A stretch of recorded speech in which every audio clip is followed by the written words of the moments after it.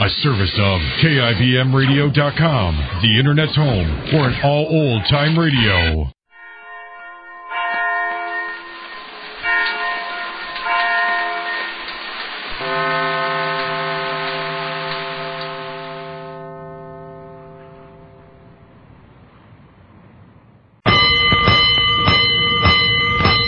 Five bells. Stand by all stations. Attention, all districts. A 5-alarm fire. 5 bells. Move in immediately. That's it. Let's roll. Let's go. Firefighters.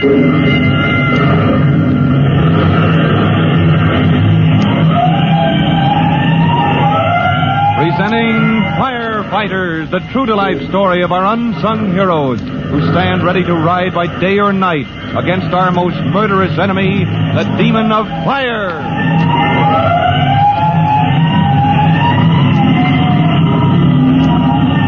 In just a minute, we'll join Chief Cody on his way to a fire and roll with Tim Collins into a new and unexpected adventure. But first, before we go behind the scenes of the city fire department, here's a message you ought to hear. Let's go, firefighters. Let's go to fire department headquarters just in time to join Chief Cody as he rolls in his car to answer an alarm. Main and Clark Street, Vito. Let's go.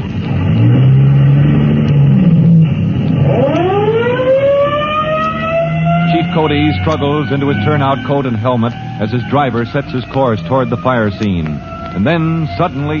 What's that car? The fool! Great blazing blisters, the fool cutting in ahead of us. Well, never mind, Vito. No time to stop and give him blazes. We've got a fire to fight. A near tragedy because a foolish driver cuts across the path of Chief Cody, and only the skill of the chief chauffeur prevents a serious accident. But later that day, ladder truck 102 is less fortunate. As truck 102 rolls to a fire, a light delivery car races ahead of the truck. Watch that fool. He's cutting across.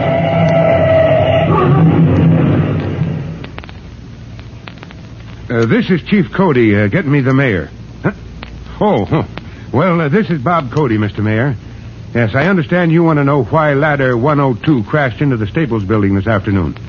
Huh? Yes, I know.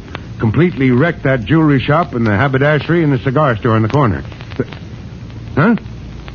Whose fault was it? My driver on the truck? Now, who said that? Oh, the newspapers. Well, I'll tell you whose fault it was, Mr. Mayor. It was your fault. Now, let me talk.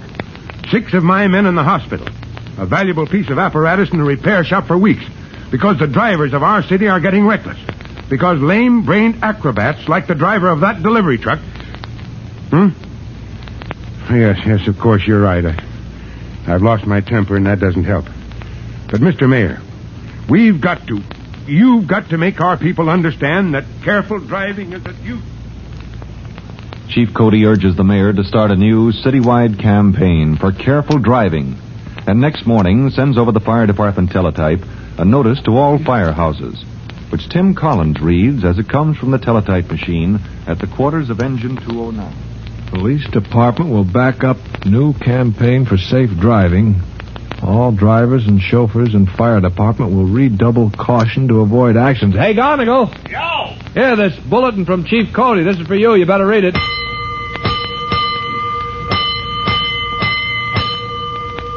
Okay. 241. I got it, boys. 241 of Brook and Adler. Let's go. All clear back there? All aboard. Yeah, all clear. Let's roll.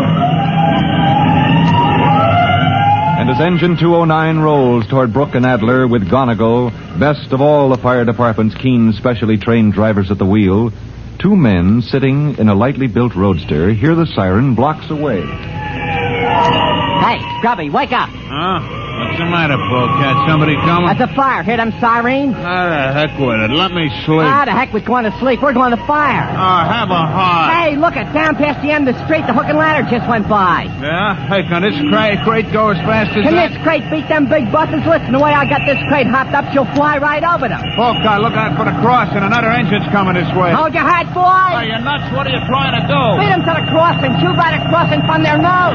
Atta boy, show what a real car can do. Get a load of their face. safe when we shoot across in front of. Here's the corner. Hey, you Who can't. says I can't? They're right on top of us.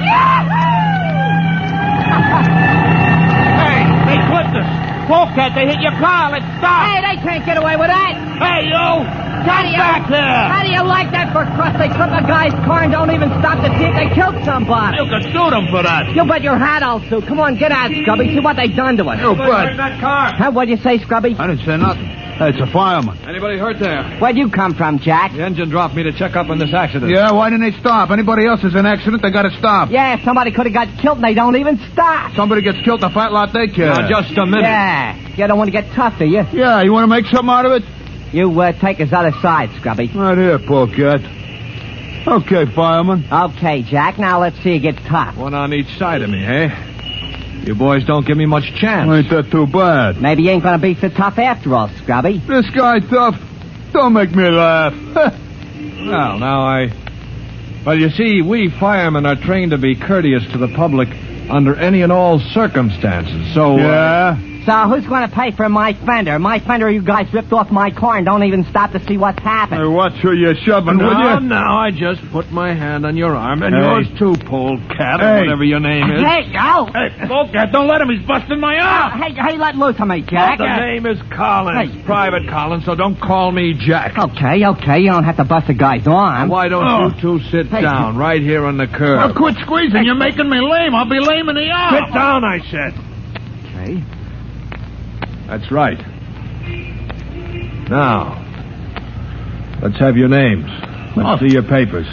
Forget it, can't you? As long as nobody got hurt or nothing. Sure, what the heck? Nothing got busted, only a fender. I'm willing to forget it. Sure. What do you say, Scrubby? Let's call it quits, huh? Boys, the fire department wants to do things right. That's why they dropped me off the truck. Listen, you ain't a cop. You can't make it. Go make it- on, go. Polecat. Something you're going to say or do? I ain't going to do nothing. You don't have to get so tough. All right, then listen carefully, boys. You two hoodlums are the kind we've got to educate. You want to say something, Scrubby? No? All right. You've got to learn this. Maybe your lives are worthless to you, but when you take a chance getting that hot rod of yours in the way of a fire engine... Say, listen, we was minding our own business. We didn't even know you was coming. Sure, we don't mean no harm. Yeah? Well, that harmless little trick of yours could have killed you, the men on the engine, and a few innocent bystanders, as well as knock out of action a piece of apparatus needed to protect the whole district from fire. You boys ought to be locked up to think it over, and at the least you'll be hauled into court to explain yourselves. Hey, Now, anything to say? oh. All right. Now, once more, I want your right names, and I'm only going to ask you once.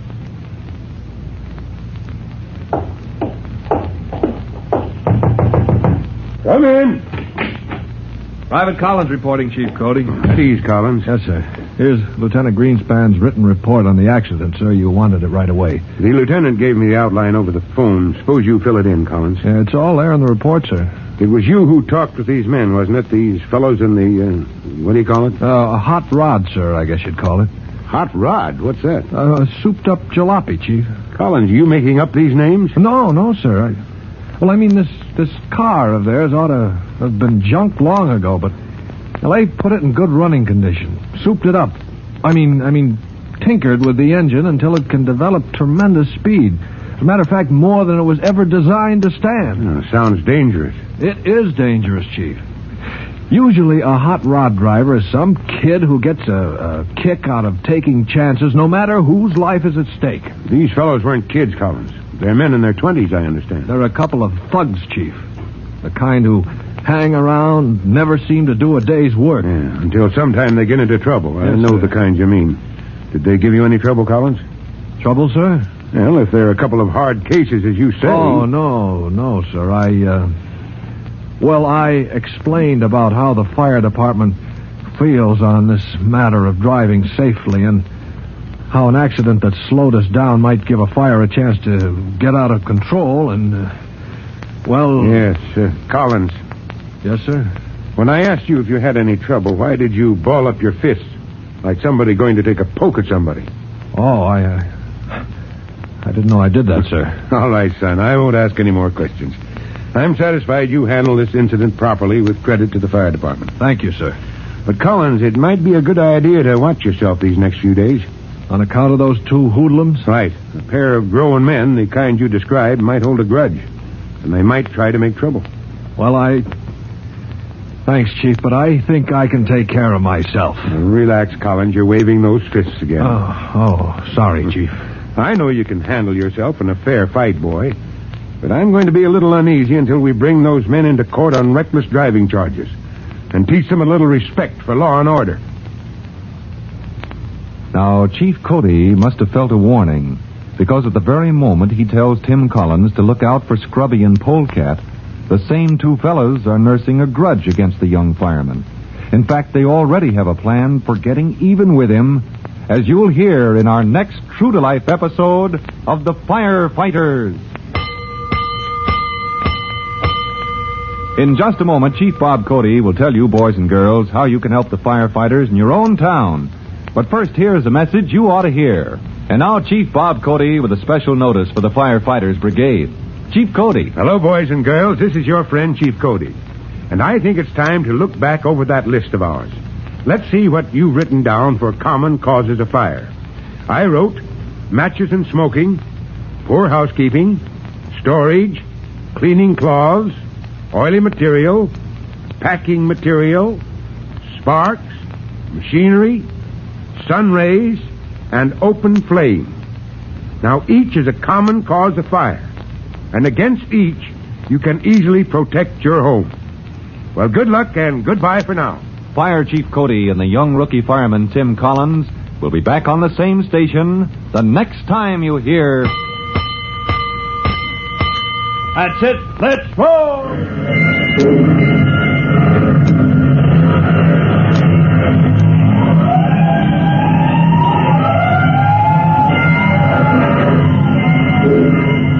Let's go. Firefighters.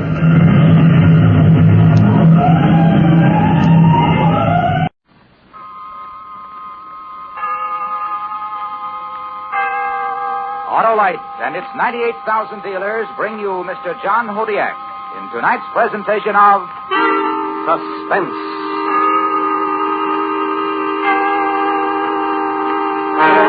Tonight, Autolite recreates an historical puzzle as we attempt to locate a sunken treasure. The story, based on fact, is called Gold of the Adomar. Our star, Mr. John Hodiak.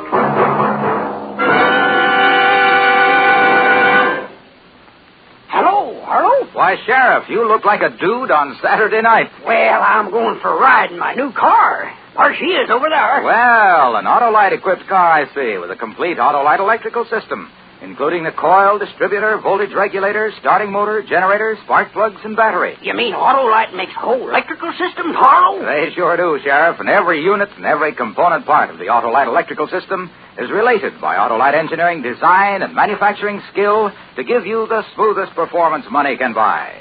That's why Autolite electrical systems are installed as original equipment on many leading makes of our finest cars, trucks, tractors, and boats. Well, I sure am lucky. Right you are, Sheriff. So, friends, be sure to insist on Autolite original service parts for the electrical system of your Autolite-equipped car, truck, tractor, or boat. You'll find it pays because, from bumper to tail light, you're always right with Autolite. And now, Autolite presents Mr. John Hodiak in Gold of the Adomar, a story based on fact, hoping once again to keep you in suspense.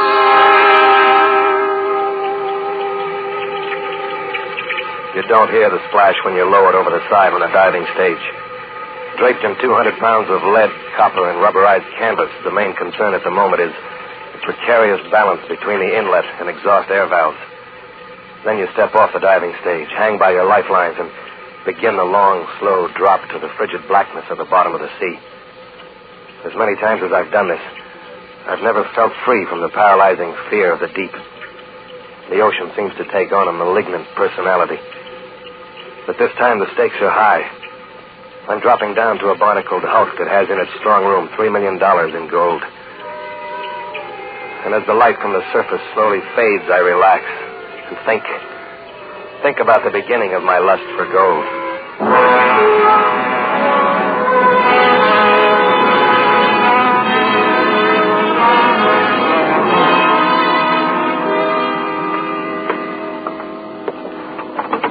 Place won't be the same without you, Nick. Thanks.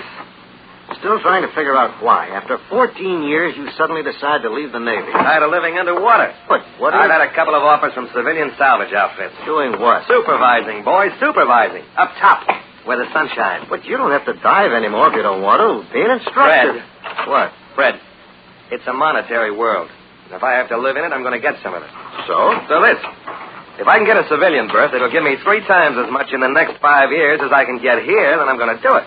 You'll be eligible for pension in 6 years. Couldn't care less. Then that's it. Yep.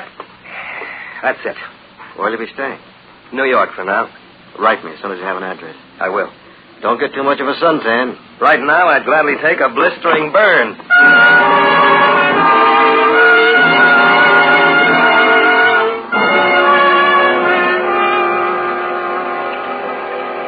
Sunburn. Someday I'll get one. Maybe after all this is over, I'll have enough of the monetary world to bask in the sun for the rest of my life. Right now, though, I'm cold. I have to swallow over and over again to clear my ears. This wasn't what I had in mind when I left the service. That is, I didn't have it in mind until Carl Foster talked to me.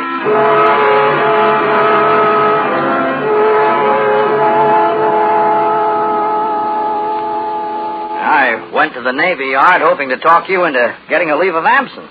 But now that you've left the service... How'd you find me here in New York?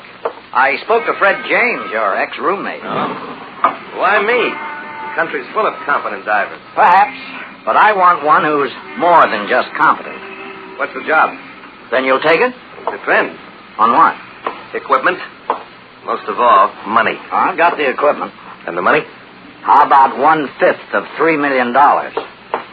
Let me tell you something, Mr. Foster. Carl. When I made my first dive into deep water, I had dreams about getting the loot from every sunken Spanish galleon that ever sailed the high seas. But I'm grown up now. This is another treasure hunt, and it's no deal. I've done that bit. But this isn't just another treasure hunt. This is the gold that went down with the Adomar. The Adomar's never been located. It's in 24 fathoms of water. Yeah, go on. I trust you, Nick, but I can't afford to take chances. Forget about the vacation for a minute. Forgotten. What kind of shape she in? I don't know for sure. All I could tell from topside is that she seems to be resting in a gully. Not good. Any chance you might be wrong? Oh, possibly. My instruments only gave me the general condition of the wreck. Well, then you haven't been down. No, and I can't anymore. Why not? Heart. Oh. Last case of the Ben's ruined. Sorry. But if you haven't been down, how can you be sure it's the Adomar? I'll tell you. As you probably know, the Adomar was en route to Morocco from here with $3 million in bullion. Mm. The rest of the cargo had a secret loading manifest. 1910, wasn't it? 1911. She was last heard from 26 miles southeast of Nantucket Lightship. Then disappeared. Right. They've looked for her for 42 years. Well, then how can you be sure it's the Adomar you've located? A little over 20 miles southeast of the Lightship, I found a wreck. Now, I've checked records till I'm blind, and there's no known wreck of that size reported within 15 miles. That's kind of flimsy proof. I got a deal for you. Go ahead. Make one dive for me. If it is the Adomar, we continue with our prearranged deal. If not? I'll pay you $500 for the dive. It's a deal. How soon can you get your equipment together? We're ready to sail right now. You were pretty sure of yourself, weren't you? To answer that, I'll deliver a message from your roommate, Fred. What's that? He told me to tell you it's a monetary world.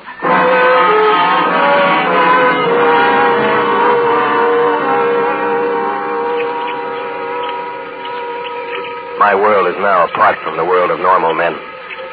My world is composed of me in the depths of the Black Sea.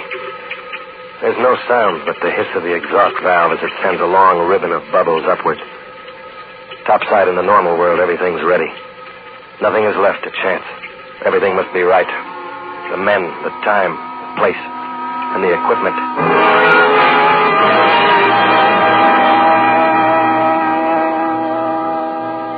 Name it, and you've got it. The ship's rigged to tackle anything. Hey, you weren't kidding when you said you were ready to go. No, I wasn't. shall we? Anchor's away. Mr. Gordon. Aye, sir. Hoist anchor. We're on our way. Aye, sir. Let's go to my cabin. Good idea. I want everything right when I go over the side.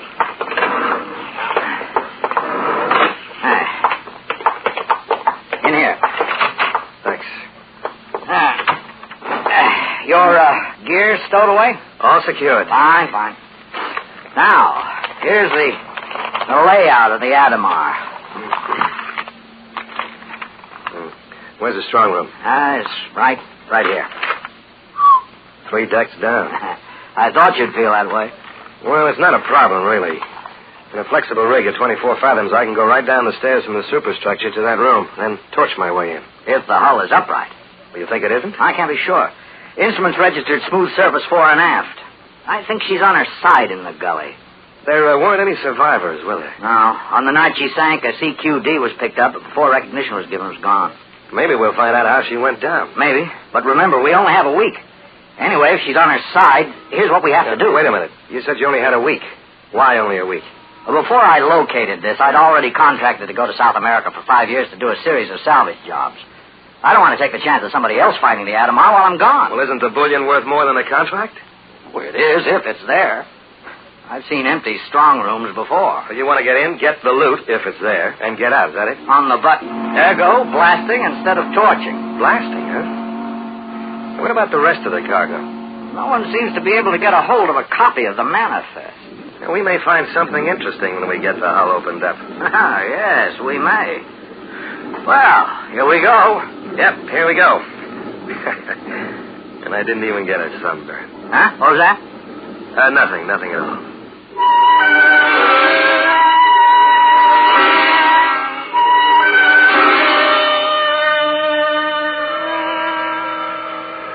I no longer look upward.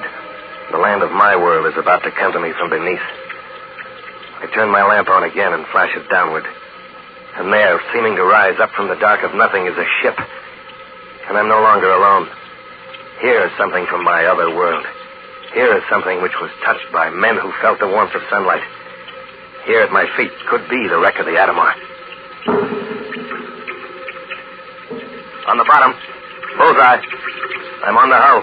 How do you feel? Fine. Now, Nick, tell me everything you see and what you're doing. Right. I think I'm pretty close to midships. You were right.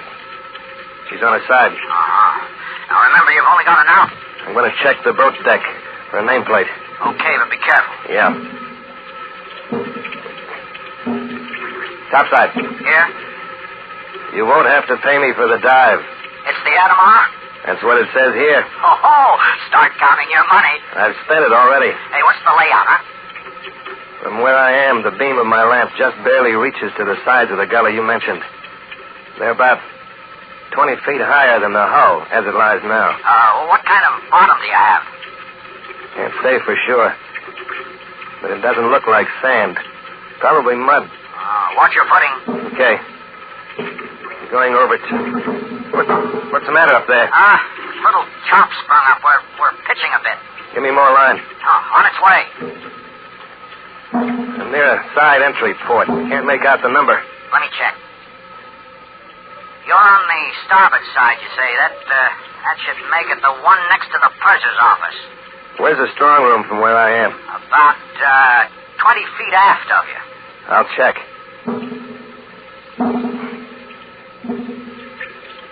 Carl? Yeah, go ahead, Nick. I know how the Adomar was sunk. What's that? There's a hole amidships big enough to drive a truck through. Well, can you make out any detail? The plates are bent inward. Looks like a mine or a torpedo. Nothing we can do about that now. Are you near the strong room yet? Heading for it right now. Got to get around this hole. You want us to lift you over? No. I'll find foothold on the rivets. The portholes. Topside. Carl. Yeah, what is it? Slipping. No foothold. Take up the slack. Take it up. Hey, haul away, Gordon. Haul away. Carl. Your lines are taut. Can't budge them. Slack off. Hey, Nick. The bottom's mud, all right. I'm in it over my head. Lost my lamp. Can't see a thing. Look, Nick, we're going to pull 3 times on your line. Let us know if you feel it. Go ahead. I said go ahead. We did. Did you feel it? No. We pull a little harder. Slack off. My lines are fouled. Are you sure?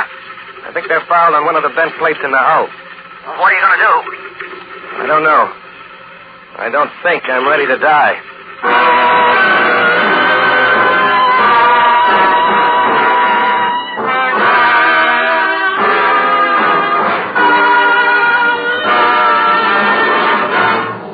Autolite is bringing you Mr. John Hodiak with Joseph Kearns in Gold of the Adomar. Tonight's presentation in radio's outstanding theater of thrills, Suspense.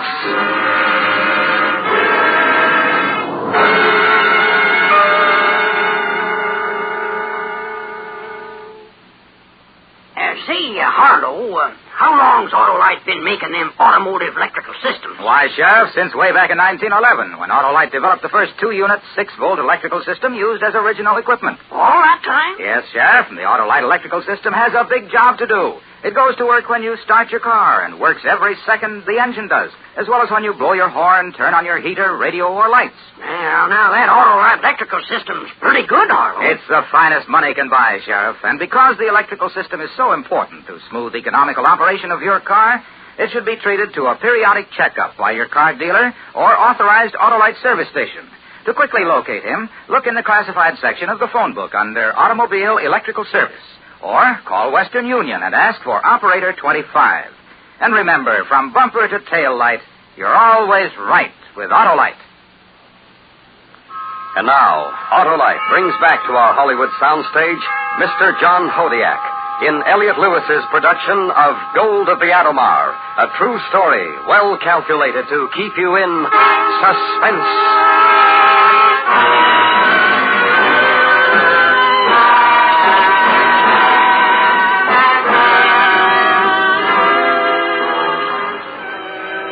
There isn't much use in struggling. The 200 pounds of my diving rig pull me deeper into mud which is already over my head. But the dark is the worst. It's the dark that terrifies me.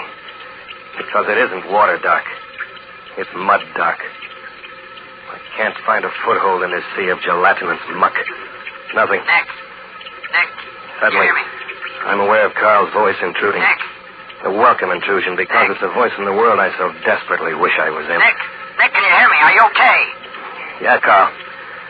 Up to now, I'm okay. Oh, we've taken up all the slack. Don't try any harder. If my line is fouled on a hull plate, it might tear my air hose. We know. The important thing is to get you out of the mud. Important to who? Me? Or the $3 million? No, easy, Nick. Sorry. Are your hands free? No.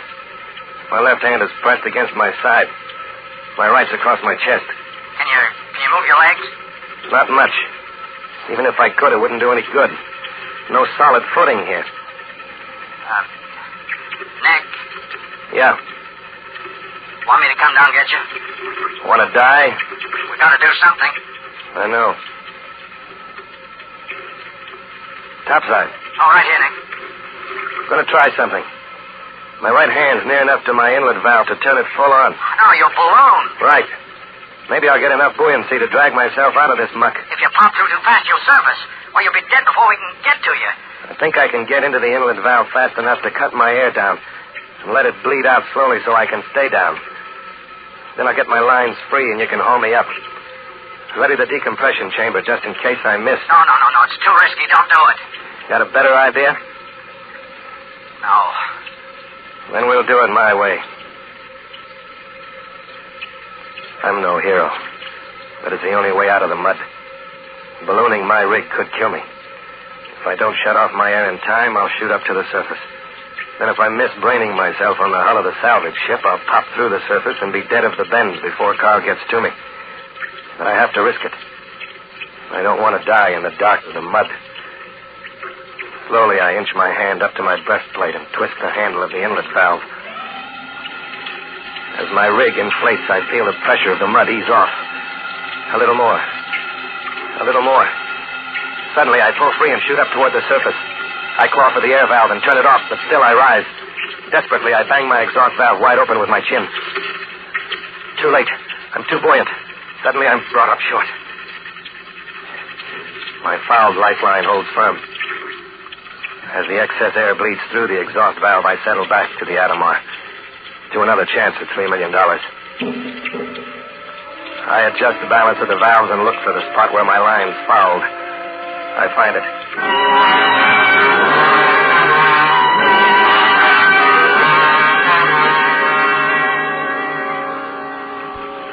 Here, have some more coffee.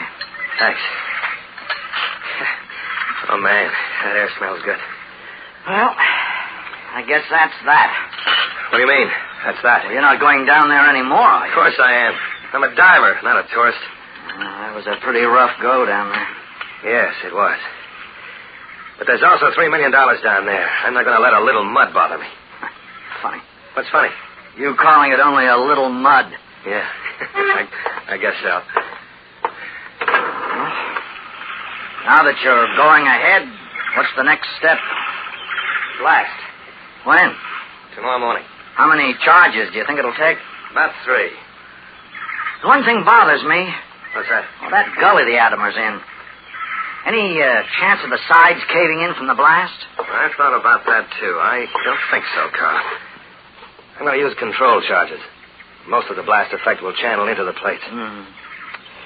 Okay. Why don't you turn in now? It's been a rough day. I think I will. What about you? In a few minutes. Okay. Good night. Night, Nick.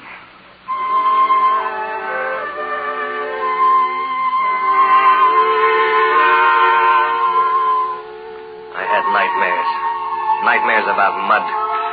All night long I dreamed of sticky, gummy, slimy mud. Until it seemed that the whole world was one gigantic mud ball. Finally, I managed to get a few hours of restful sleep. Dreamless sleep. Welcome sleep.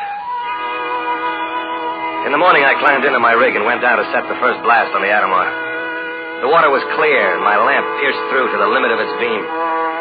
I planted the charge against the entry port and went up to the salvage ship to help Carl with the detonation. We made the necessary arrangements and pulled the trigger. The next day was a repetition of the previous day. 6 hours after the second blast, I went down to check the results.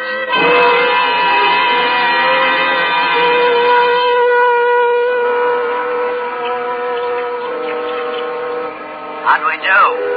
Knocked off a little more than I expected. The cargo hold is exposed. Looks like there was only one bulkhead between it and the strong room. I'm going to check it. Okay, but don't take any chances. Relax. That gold is as good as aboard right now. Topside. Yeah, go ahead. I know why the cargo manifest was secret. What'd you find? Dynamite.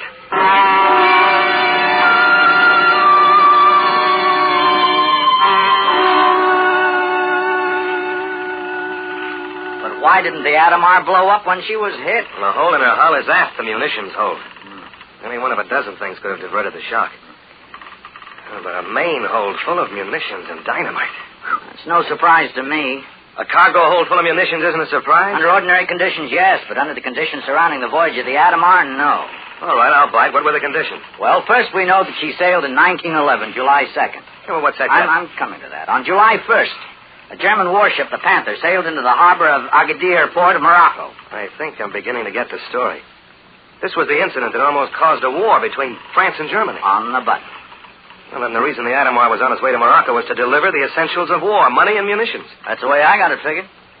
Well, now the secret manifest begins to make sense. Doesn't it, though? What do we do now? That's your job. One more blast. Are you nuts? The next blast might set off all the munitions. No, it wouldn't, Nick. That stuff's been underwater for over 40 years. Why, there wouldn't be one chance in a million of that happening. It happened once before. When? 1930, the Artilio in the harbor of Quiberona. Oh, yeah, but the TNT in the hold of that wreck had only been underwater 13 years. 1333 makes no difference. But there is a difference. That other stuff was only in 10 fathoms. It's 24 fathoms here. There's enough pressure down there to squash every shell, let alone seep into every crack. All right. What do you want to do? Blast. Even if it means planning 2 small charges and 2 separate trips, it'll still be faster than an underwater torch. Supposing the whole wreck blows.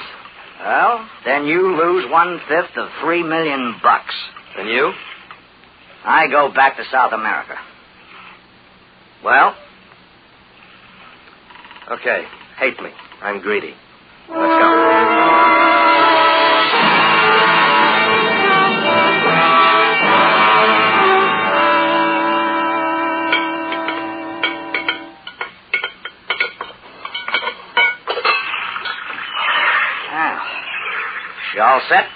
All set. I set the explosive fore and aft. Oh, good. One thing. Yeah, what? How much electrical cable you got? Oh, a couple of 1,000 feet wide. Let's use it. We've got the buoy for a marker. Let's ease off as far as we can from the wreck, just in case the cargo goes. Nothing's going to happen. I said let's move off. This is my ship, and I give the orders. We stay. Aye, sir. Gordon, make ready to blast. Ready. Let her go. Here she goes.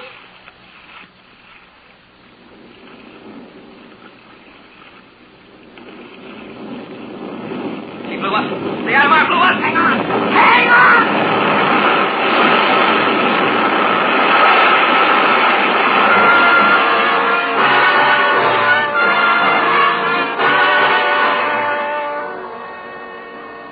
We didn't sink, but we might as well have.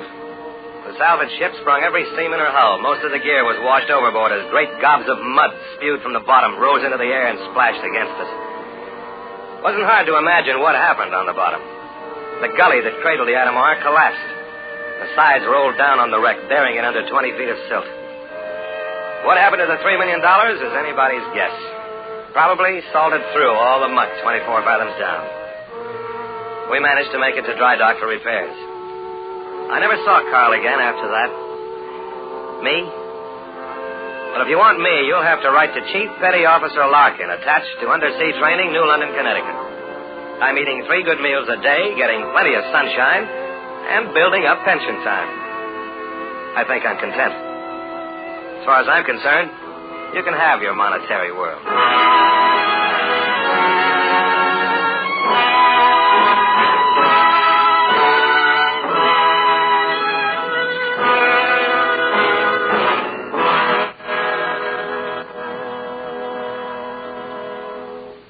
Suspense. Presented by Autolite. Tonight's star, Mr. John Hodiak. This is Harlow Wilcox speaking for Autolite, world's largest independent manufacturer of automotive electrical equipment. Autolite is proud to serve the greatest names in the industry. That's why, during the early months of this year, as we did a year ago, the Autolite family will join in saluting the leading car manufacturers who install Autolite products as original equipment.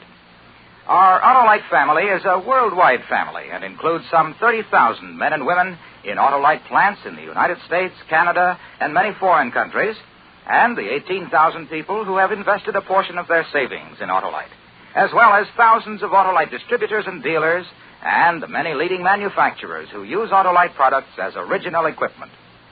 Our Autolite family will salute the Hudson Motor Car Company on the next Autolite Suspense television program. If you live in a television area, check the day and time of Suspense on television so that you'll be sure to see this program.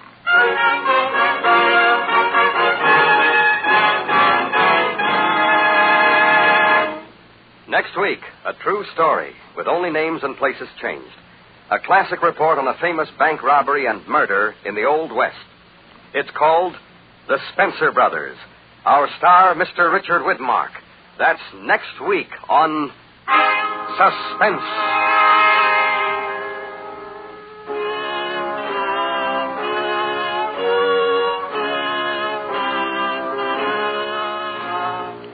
Suspense is produced and directed by Elliot Lewis, with music composed by Lucian Morowick and conducted by Lud Gluskin.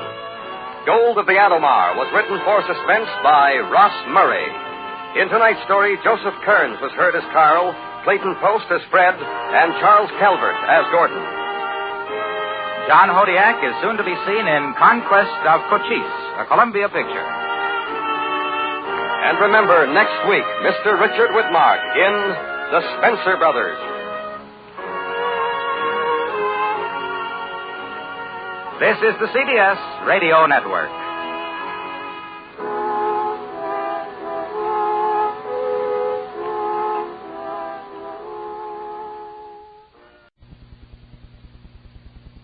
Lights out, everybody.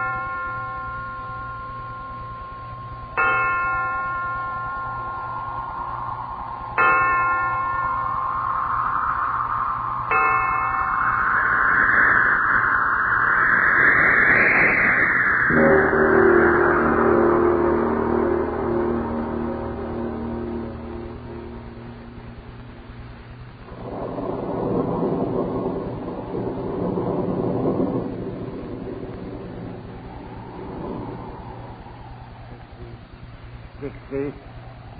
20 is 80, and 20 is 100. Perfectly correct. $100 rental for 2 months. And now, as a matter of a receipt, of course. If you don't mind. Not at all. Not at all, Mr. Cook. Do business in a business-like way is my motto. We aren't a very large firm, but service supreme is our motto. And now, what did I do with my receipt book? So careless of me. In this pocket? No. Oh, any old piece of paper will do. No. Here we are. I had it in this pocket all the time. I'll just sit down over there and write it out for you.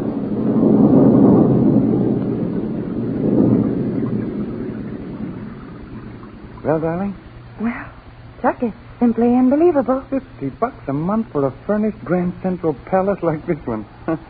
Beautiful. There's something wrong in the woodpile someplace. Would you really think so? Oh, of course not. I'm only kidding. Well, this old house seems to chill me somehow. It's so full of shadows. Oh, nonsense. You're letting the storm outside affect you. You're always afraid of lightning, you know. There was a blinding flash just as we came in the drive. It illuminated the whole house. It seemed to glower at us, almost forbidding us to enter. There you go, letting your imagination work overtime. At $50 a month, we're getting a marvelous bargain. I only hope Service Supreme over there gets a receipt made out before he changes his mind. Say, where's Billy? Sleeping. Over there on the sofa. Gosh, he made himself right at home pretty quick, didn't he? Just after his papa. What?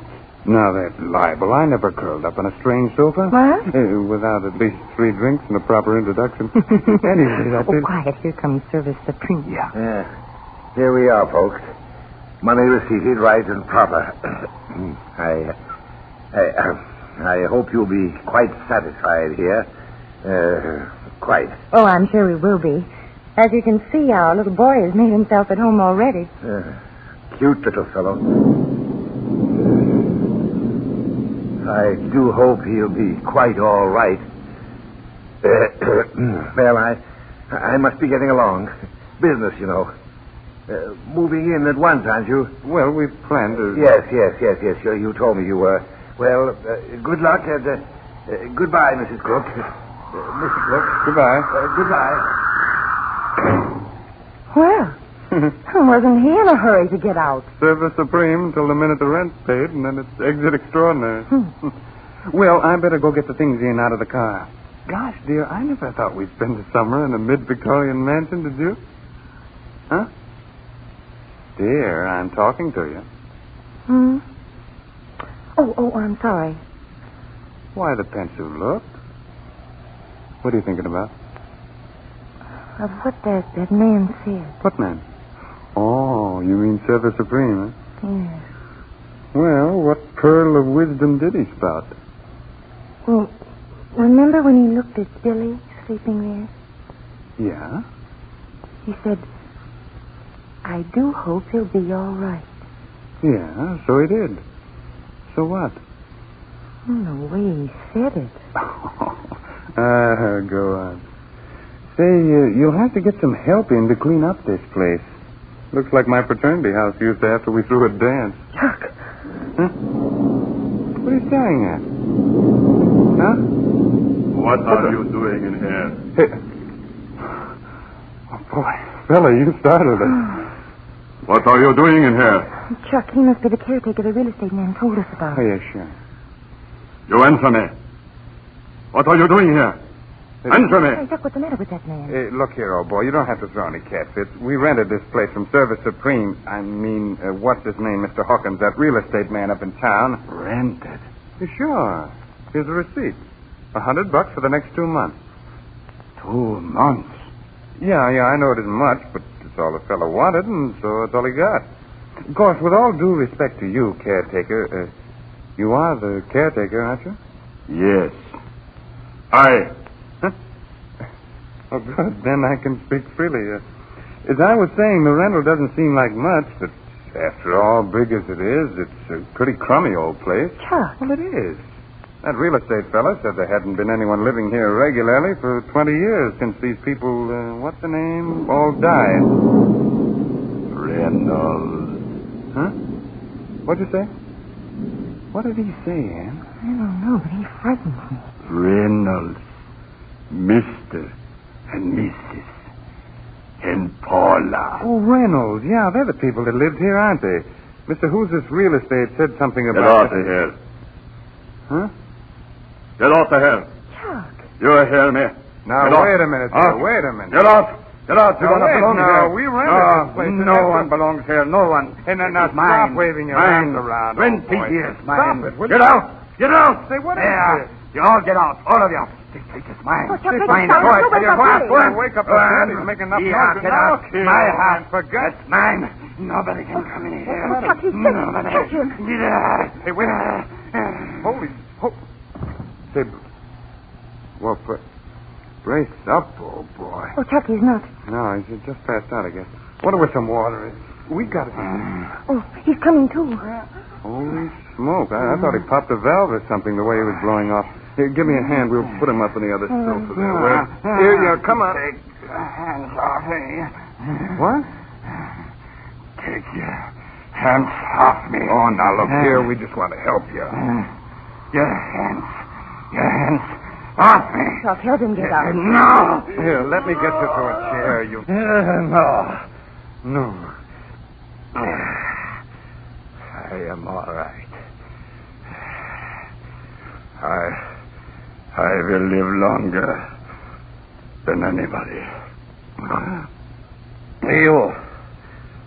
You will have to get out.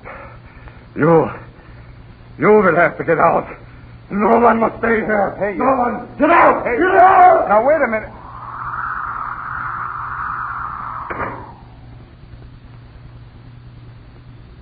Well, can you imagine that, old duck? Running off like that. Boy, oh boy, did we get a bargain. A house and entertainment by a crack nut off for 50 a month. Well, but why was he so furious? Don't ask me. I know psychiatrists. Oh, well, let's not let old crackpot spoil things. I'll slip him a few bucks in the morning and he'll be all right. Now, let's wake that snoozing son of ours. Look, Huh? he is awake. Why? You little rascal, you. How long have you been sitting there watching, young man, huh? A long time. Where are we, Dad? I'll tell you, Billy boy. We're in a great, big, beautiful house where you and I and Father are going to have a good time for the next 2 months. Isn't that good news? Well, why don't you answer your mother, Billy? Aren't you glad we're going to be staying here in the country? Dad, Yes, son. please let's get out of here. I'm awful scared.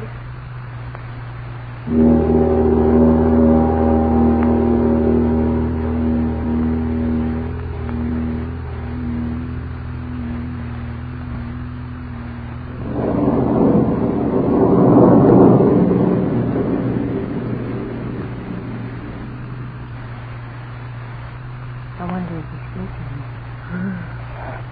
I'll go see. Be very quiet, Chuck. Yeah, I will.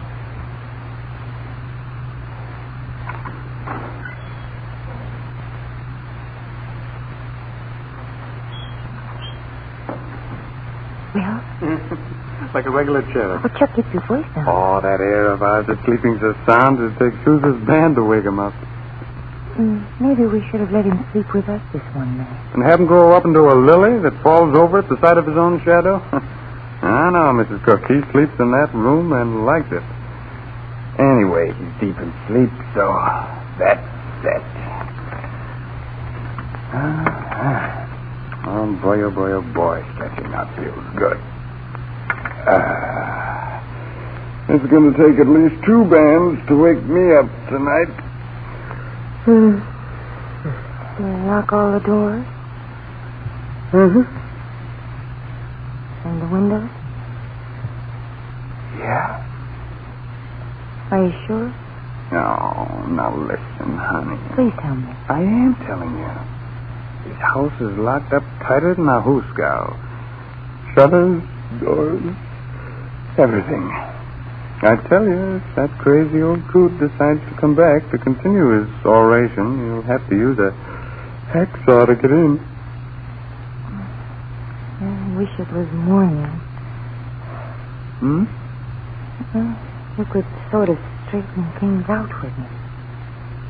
After all, he is the caretaker. No, forget it. We rented the place from the regular agents, and if the old boy doesn't like it, well, it's just too bad.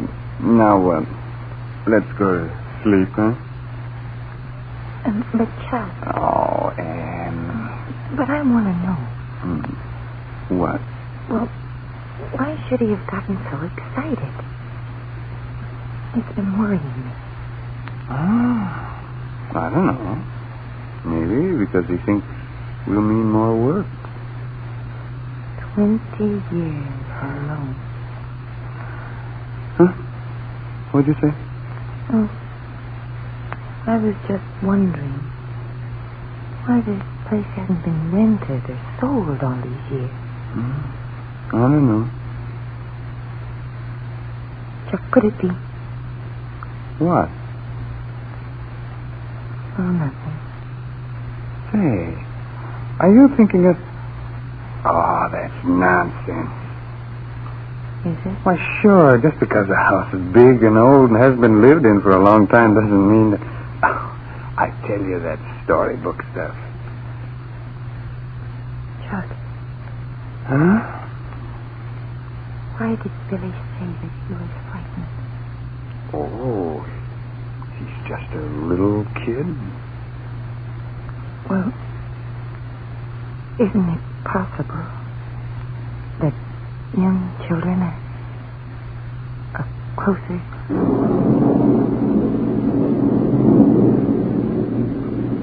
To what? To things that aren't of this world. Huh?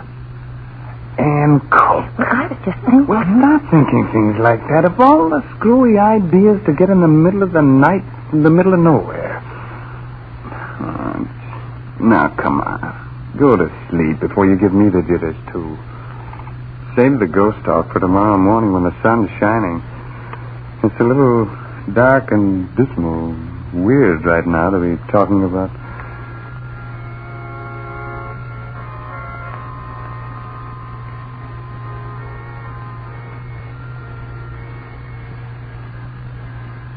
Listen.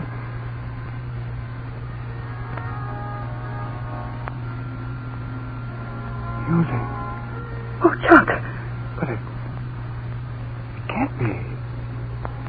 It's not a radio. Chuck, I'm frightened. I knew something was wrong. I knew it. Anne. That old man was right. We shouldn't have come here. We should have. I know the music in the middle of the night. Now, don't let go like that. I'm scared. Wait a minute. Stopped.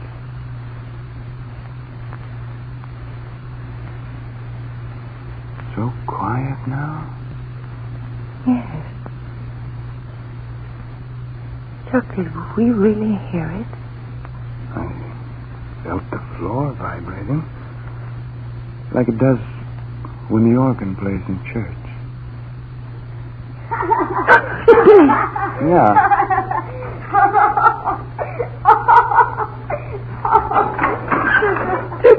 Oh, he's all right. Billy. Hello, Mom, Dad. Billy. Darling, why were you laughing like that? Why, Billy? Well, 'cause I've been having fun. Gosh, lots of fun. Oh, a dream, son, huh? You mean you've been having a funny dream? Gosh, no. Not a dream. Isn't my dad funny, old lady? Oh, lady. Huh?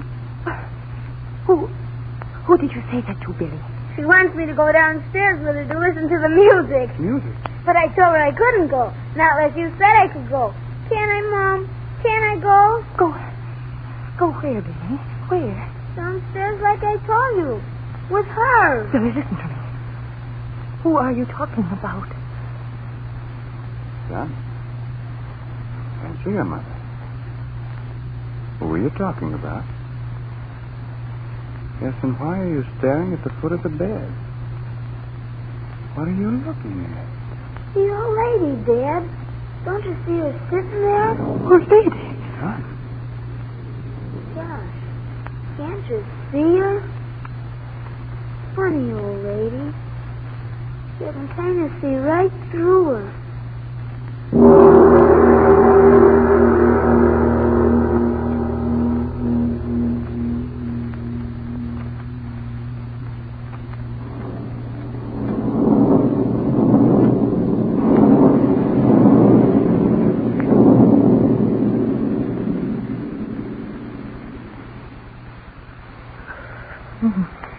cold, dear? Yeah, a little. Here. Let me get this around you, huh? Kind of a wind blowing in from someplace. You should have stayed upstairs. No, I couldn't stay upstairs in this horrible bed. All right, don't get upset again.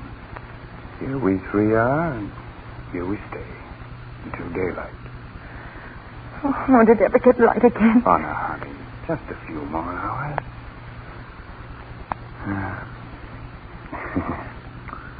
Gosh, kids are wonderful. What? Billy. Look at him there. Asleep as if nothing had happened. He doesn't know anything did. No, lucky kid. You just wait until that old sun starts doing his stuff. And I'm going to turn this house upside down until I find out what's been bothering Chuck, wait. me. Huh? Did you hear something? I don't know. I thought I heard something sighing as if...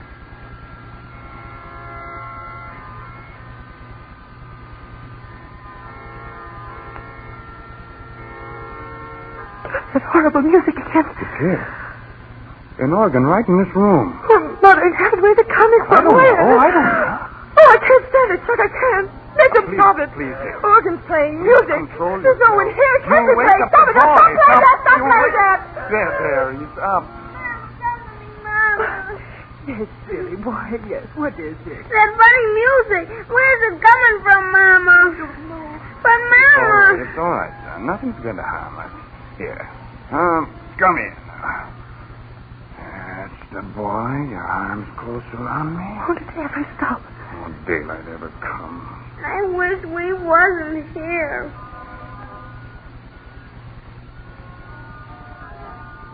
Chuck. It's getting darker. Oh, it's all right. Just the dark before the dawn. You know. Dad, it seems to be getting lighter.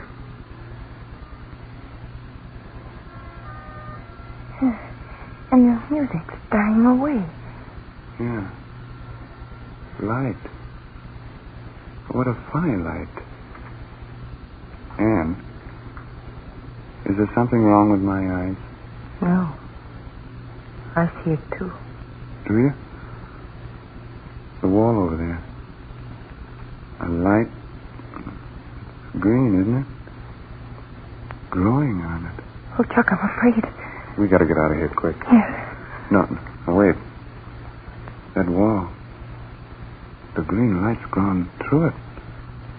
Beyond it. There's a room there now. A room. Yes. Yes, I see it, too. Oh, Chuck, what madness is this? Mommy, what are you afraid of? Anne, there's someone sitting in that room. In the green light. Yes. It's a girl. I see her so clearly. And yet, somehow it isn't real. Is it? Look at the way she's dressed. So strangely. So clear. And yet it's more like a picture on the wall. Not deep. The flatness of a picture. Chuck, look. There's a man coming into that horrible light. By George. It's him. What? Don't you recognize him? The old caretaker. Yes. Yeah. But now he isn't so old. Get me out of here. No, wait. We don't dare go. Not yet. Pictures on the wall. And yet not pictures. He's going closer to her. Yeah. I see it. Go, Paula. God in heaven, he's talking. And yet he hasn't flesh. I know he hasn't. Oh, it's you, Mr. Elvis. She speaks too. Pictures talking. Is it? Am I nuts? Yeah, Paula. I wanted to talk to you. But you know, Mr. Elvis, and Mother doesn't like to have me talk with you. Because I'm a simple man, eh? A gardener. A servant. Oh, Chuck. Don't talk. Whatever the reason, Mr. Elverson, you shouldn't come here when Mother's away. It isn't right. Your mother. Mr. Elverson. Yeah, your mother. I've got nothing, so I'm not good enough, eh? Please go. Your father, he promised me, before he died, he promised me in his will he'd give me money. Plenty money for all I did for him. Well, I'm sorry he didn't leave it to you. Your mother, though. Don't blame her. It wasn't her fault.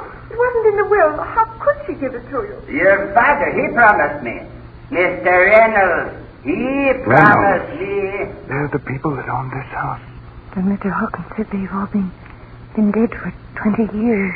It's no use, Mr. Elverson, talking about that again and again. Please go. Oh, you drive me out too, eh? Please don't talk like that. If I had money, the money your father promised me, you wouldn't tell me to go, would you? Maybe you would love me, huh? Marry me, eh? Don't look at me like that. You frighten me. That you could love me anyway, Paula Reynolds. I make you love me. No. Make you love me. Leave me alone. Leave me alone. You love me. I make you love me. Yes, I make you love me. You I love you now. I love you. Yeah. The light's fading out. And they're going with it. Oh, what have we seen, Chuck? What? Wait. The light. It's coming back. Don't look, Billy boy. Here, darling, put your head against Mother. And look. He's killed her. Oh, Chuck. Standing over her. That horrible look on his face. Chuck. Another woman's coming in. The mother. He's turning toward her. Chuck, he's going to kill her. I can't move. I want to scream. I can't. Do something, Chuck. He's killing the mother. Killing her. What can I do? I'm rooted here. I can't move.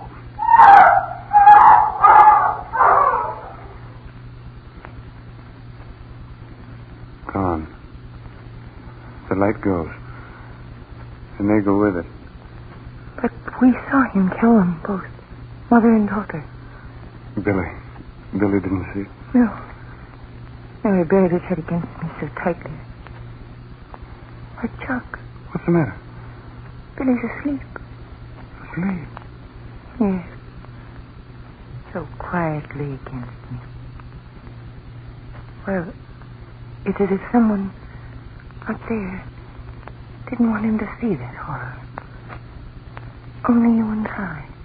Well, it's as if someone up there didn't want him to see that horror. Only you and I. Look, what was it that we saw? What? Whatever it was, I'm getting out of here. Quick. Give me the boy. Wait. What? The old man. The one we just saw. The one you just saw what? You killed him. How and why, I don't quite understand. We saw you kill them, mother and daughter. Oh, you know. Was it real? What did we see? Yes. I killed them both. Yes. I killed them. And why not? The one gave me no love. The old one, no money. He promised me. But when he died, he gave me nothing. Yeah, killed him, yes, killed him. With my own hands, I killed him. Stop the police. Yeah. No police. There were no police then. There will be no police now. But murder? Oh, women. They know. I know. And now, you know. No one else will ever. What do you mean? You hear? They understand. Oh, Lord. There. Night after night. Now, you know why I didn't want you here. Now, you know why I must kill you. Kill? That gun. Yes, with the gun. Them 20 years ago with my hand. Well, you're crazy. You with the gun.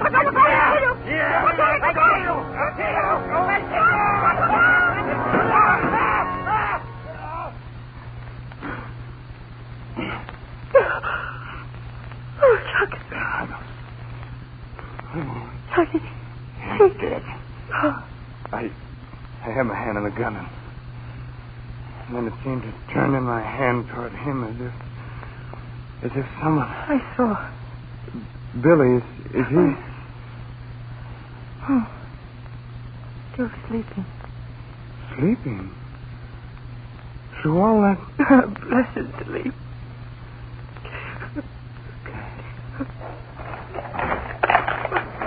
What? The wall! It's falling out! Look! That's the organ. The organ that was playing. And the women. 2 women sitting at the keyboard. No, Chuck, don't go any closer. Oh, no. Chuck, what is it? No. No, I was wrong, Ann. Wrong? Not women. Not anymore. 2 skeletons. Oh. In dresses. No. Yeah. I understand everything now. He killed them 20 years ago. And then walled up their bodies in there with the organ. But what we saw. The music. How could it? And look. They're crumbling. Bones into dust. Huh. He's dead. Now they can have peace.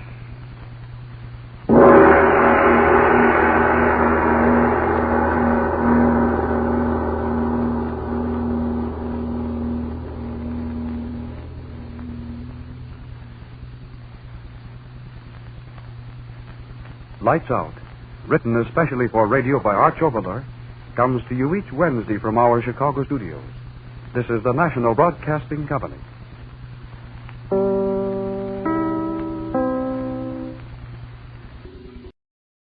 And now stay tuned for the program that is rated tops in popularity for a longer period of time than any other West Coast program in radio history. The Signal Oil program, The Whistler.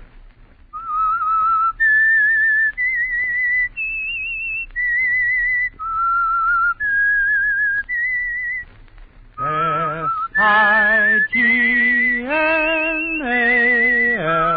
Signal. Signal gasoline.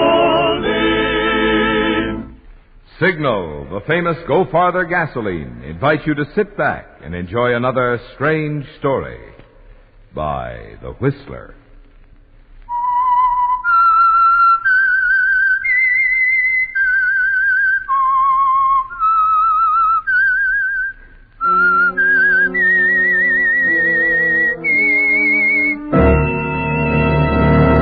I am the Whistler, and I know many things, for I walk by night.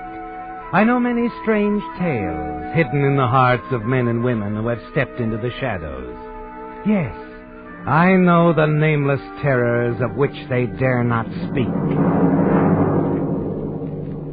And now for the Signal Oil Company, The Whistler's strange story, Night Flight.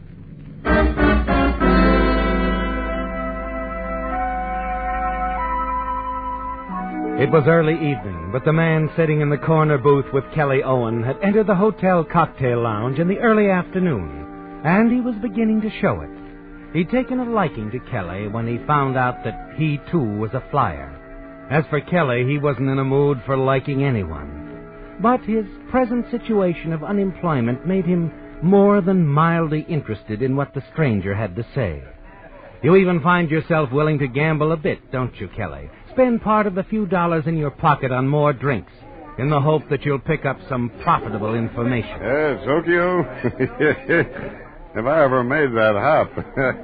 Pal, I've flown freight back and forth across the Pacific so many times I think I could swim a load over on my back. Here you are, gentlemen. One straight bourbon and one scotch and soda. That's swell, that's it. It's $1.30. I'll get this one, Sam. Oh, thank you, sir. Hey, wait a minute. What'd you do that for? I told you old Sam had hit the jackpot. I'd skip it. Ollie, you didn't finish telling me, Sam, something about a private deal. I can't tell you everything, pal. It's too important. Yeah? Hush, understand? Important passenger. Big. Oh, that's it, huh? Well, a big fare is nice, Sam, but not like what you were talking about. Not enough to retire on. I think not, eh? Don't you think 25 G's go pretty far, don't you? 25,000? Yeah. Oh. Sam, who do you know that's taking a private trip around the world? I don't know. And they don't know me. That's why you ain't gonna know them either. Nobody, you see. All right, Sam. Yes, talking too much. Ooh. I don't feel so good. Had a lot to drink. Yeah, you sure have. Hey, look, I gotta go upstairs, see, to my room, pal. Gotta sleep it off. I can't fly no plane like this. Well, you are. You can fly without a plane. Yeah. You are, Sam. Help you upstairs. Sure, yeah. Thanks. Oh, hey, you tell the desk clerk for me, will you, huh? Tell him what? Yeah, you call me about 10 o'clock. They're picking me up here in a car. Oh, yeah, sure. I'll tell him. Come on upstairs. Yeah, that's it. You know, look so good.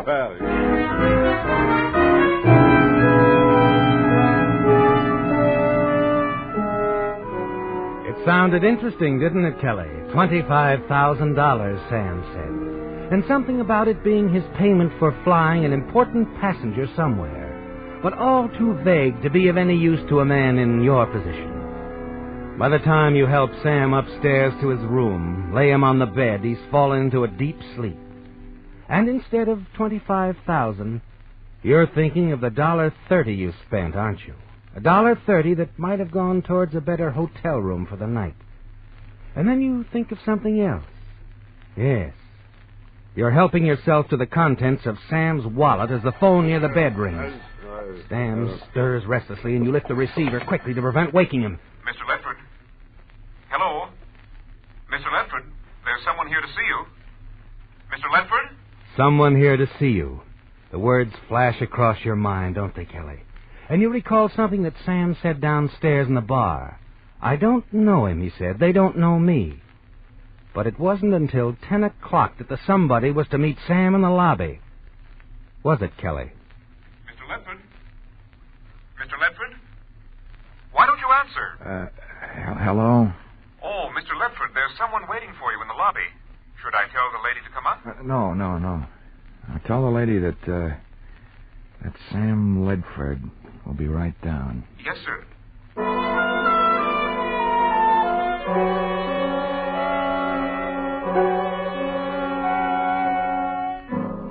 It's a chance, isn't it, Kelly? A chance you've decided to take. And with Sam Ledford's wallet, identification, and pilot's license in your coat pocket, you let yourself out of his room and go downstairs. There's a girl in the lobby, a dark-haired, very attractive girl. She's alone, waiting impatiently. Miss Martin? Yes? You wanted Sam Ledford? And supposing I did? Well, you don't have to look any further. Oh, well, I didn't realize. That's okay. I suppose you're ready, Sam. Oh, I didn't expect anybody until 10 o'clock. Well, that's right. Well, quite frankly, when I talked to you on the telephone, you sounded like you just might be in a mood for too much celebrating, but... That's so? Yes. That's why I came earlier, Sam. I know $10,000 is something to celebrate, but... You're awful little there, aren't you, Miss Martin? I understood I got $25,000 for this job. All right, Sam, so we won't bargain anymore. Not at this late date. Okay. You won't mind leaving now, though? Anything you say, Miss Martin. Now, later, you're running it. Mm-hmm. Well, I'm glad we understand each other. All right, Sam, there's a cab outside. Wait for me. I've got one quick call to make. Wait in the cab. Okay, Miss Martin.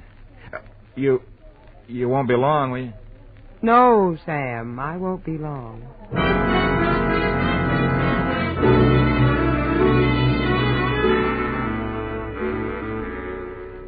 You've a nervous, uncertain feeling inside, haven't you, Kelly?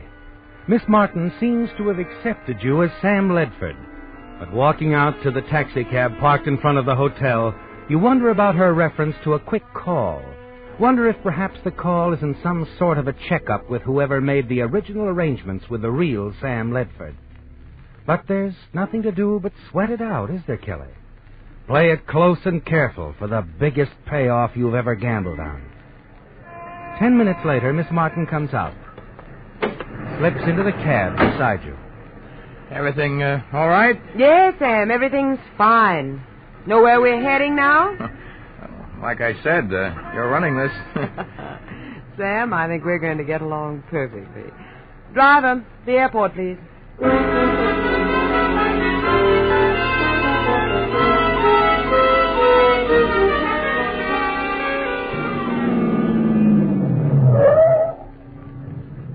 You understand everything now, Sam? I think so. Be sure you rent at least a 3-place ship and make certain of the fuel. You haven't told me yet exactly how far we're... Never mind. I'll tell you that part after we're in the air. Check. You're not coming with me? I'll wait here till you get the plane. Tell them you want it for a sightseeing hop over the city. Tell them I'm the girlfriend. The girlfriend, huh? Okay.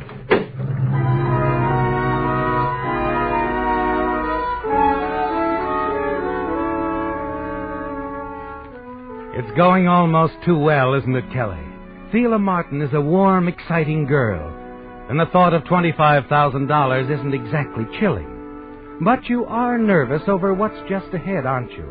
The renting of the plane in Sam Ledford's name. It has to be done that way, just in case Thela should check at the last minute. You cross toward one of the rental hangars, hoping whoever's in charge doesn't know you or Sam Ledford. But nothing goes wrong. And 20 minutes later, you escort Thela from the cab to the warm-up apron, where a mechanic is readying a trim Fairchild job. Help Thela into the front seat. Step back as the mechanic finishes the warm-up. Nice clear night for sightseeing, hot miss. Hope you enjoy it. Thanks, I'm sure I will. You're in good hands, all right. Understand Sam Ledford's taking you up. Yes, that's You right. freeze at the mechanic's words, leap back toward the tail of the ship, trying to avoid him. Thela can't see either of you, can she, Kelly? But the mechanic is waiting between you and the door to the ship. And then, in absolute desperation... Hey! Yeah? Isn't there something wrong with this tail assembly? Wrong? I don't think so, Mr. Ledford. Hey, what is this? You're not Mr. Sorry, pal, but I got a date with $25,000. And nobody's getting in my way.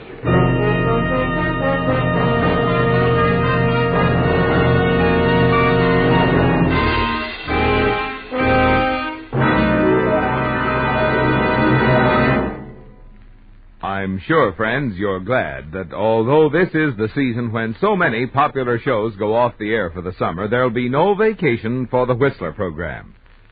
Thanks to your loyalty to the Whistler, which has made this the most popular West Coast program in radio history, plus your loyalty to Signal dealers, which made this last year the greatest year in Signal history.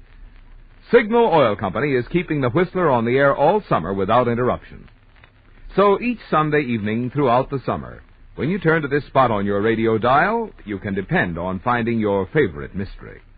Just as each time you turn into a Signal station, you can depend on finding a friendly, independent dealer to serve you with fine quality Signal products, including the famous Go Farther gasoline. Signal, signal, signal gasoline. Your car will go far the gasoline.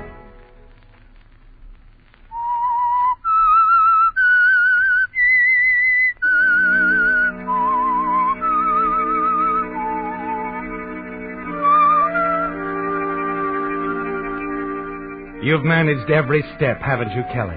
Every one since the telephone rang in the sleeping Sam Ledford's room. The moment when you decided to take his place with the unknown air passenger who would pay $25,000 for a single mysterious flight in a rented plane. The last step was a dangerous one, wasn't it? Knocking out the mechanic at the airport, a man who realized that you weren't Sam Ledford. But it's going to be all right, isn't it, Kelly? And as you level out high above the twinkling lights of the city, you glance over at Thela in the seat beside you. Well, Thela, you said once we were in the air. Yes, I know. All right, Sam, we fly almost due south to a spot near Rosarito Beach. Across the border? Yes. There's a landing strip there. We'll sit down, wait. It's been a lot of waiting. You're getting a lot of money. So I am. All right, Thela, settle back. Grab a few winks if you like. I'll wake you up at Rosarito Beach.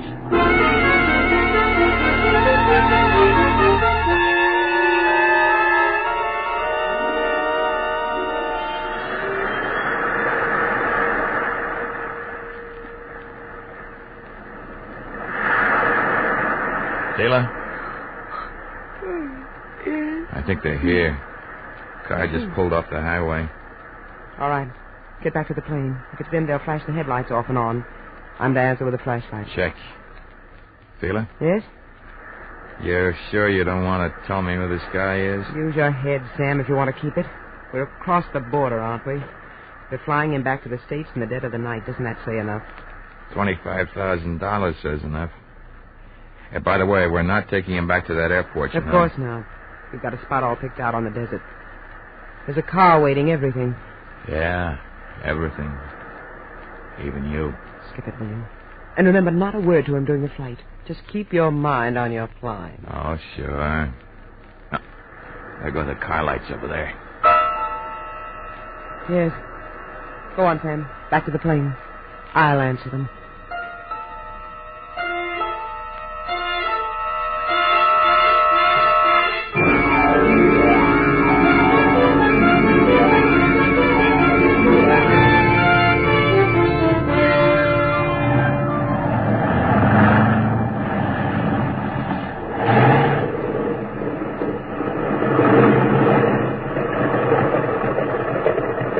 Okay.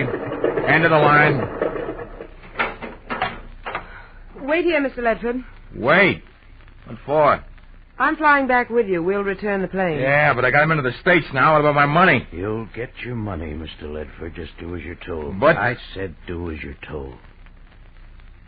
What about this guy, Thela? Look, Nick, this plane has to go back and be set down from where it took off, and 2 sightseers have to get out of it. You don't want to leave any trace. Sure. All right, flyboy. You wait for the lady, huh? Look, I'd like to go into town for a little while. Why? I didn't mention it, but I was having a little trouble. A fuel line, I'd feel safer if I could ride in and buy some stuff for it. What do you think, Thela? Is it necessary, Mr. Ledford? Very necessary, Mrs. Martin. The plane won't be safe otherwise. Well, Nick, I'll be flying back with him. All right. So he goes into town. Come on.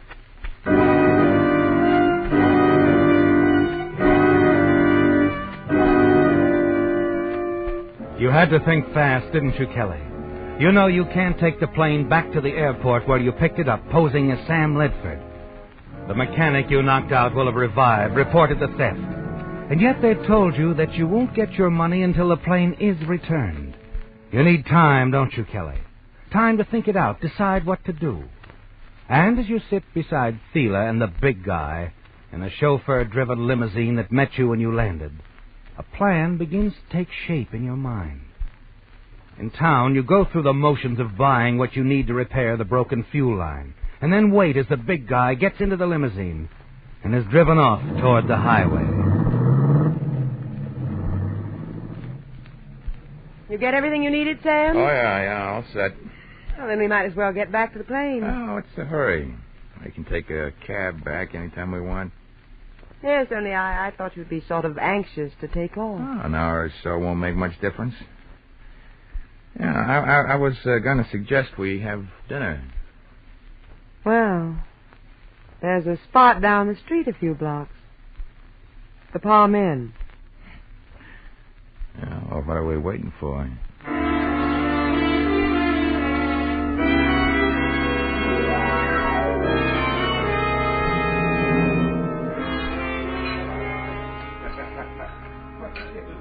Sam. Yep. I've been wondering. If I was going to buy another brandy? Sure. No, I was wondering about that $25,000. What are you going to do with it? Oh, I don't know. Got a girl? Nope. Why? Oh, I don't know. Don't you ever think of the cottage small, white picket fence, roses around the door? Quit kidding, Thela. Anyway, I'm not in the market for real estate. Yeah, so, you're the big guy's girlfriend, huh? That's right, meaning... Nothing. All right, so he buys me everything I need. Oh. Have fun while you're young, I say. You know something? I like you. I like you a lot, Eddie. Eddie? You're a little mixed up, aren't you? Eddie, Frank, Harry, Sam. What's the difference? What are you driving at, sweetheart? What is your name, really? Sam Ledford. You see, I closed this deal with Sam Ledford in person long before you showed up. Okay. So where does that put us? It's up to you. You went along with a deal even though you knew I wasn't Ledford. I was in the market for a new pilot. Sam was too talkative. Besides, I like you. I like your nerves. Something for a girl to fall back on. Well, you're pretty okay in my book. Kelly. First to last. Kelly Owen. Kelly Owen. I like that, too. Yeah, so let's get down to business now. Let's start with my $25,000. So I'm not Ledford, but I pull the job. I'm entitled to dough. Of course you are. And more. Oh? How would you like to split $100,000, darling? $100,000. Sound interesting? Very, very. Tell me more. Let's get back to the plane. You have work to do. Work? The fuel line, remember? Oh, sure, yeah. Kelly. Yeah. Was that fuel line really giving trouble? What do you think?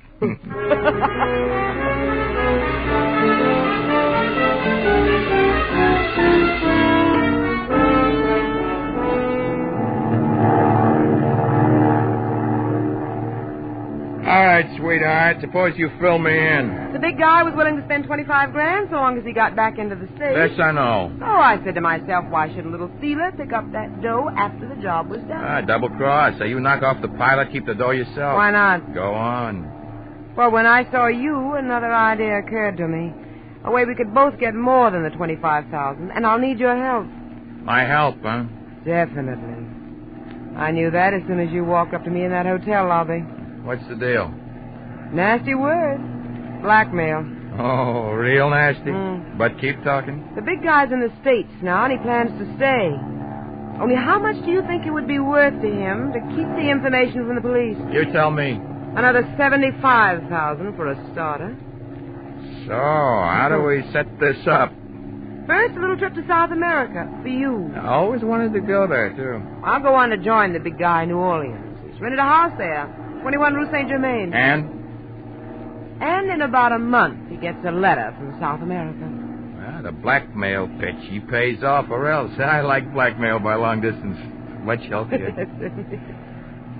Well, Kelly? Is it a deal? Yep. One more thing. How do I get to South America? Oh, that. Yeah, that. My $25,000. I have it. You'll need, let's say, $5,000 to get settled. You'll want a few thousand to spend, so I'll give you half now. $12,500. What about the other half? I'll hold on to it for the time being, just to be sure you don't double-cross me in South America. After you've clipped the big guy, we'll meet down there, and well, you think you could stand to have me around, partner? Oh, give me time, sweetheart. I just might grow to love you.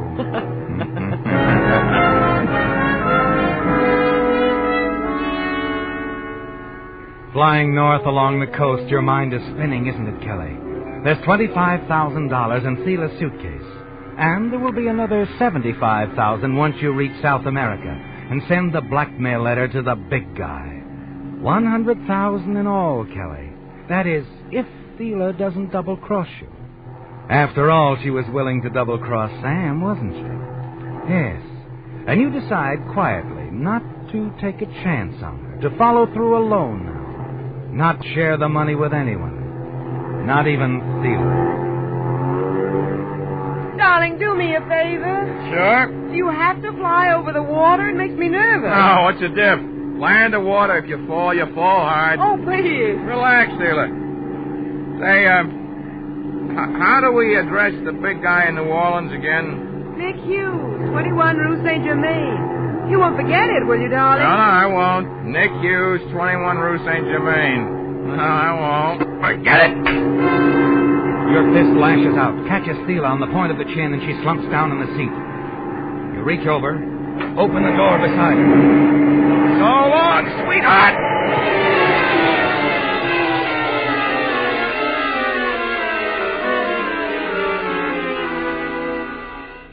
It's over quickly, and you're alone in the plane with a full $25,000. You swing the nose around, head inland, and soon ease into a landing in an empty pasture not far from the highway. A truck driver gives you a lift into Los Angeles, where you spend the rest of the night in a quiet hotel.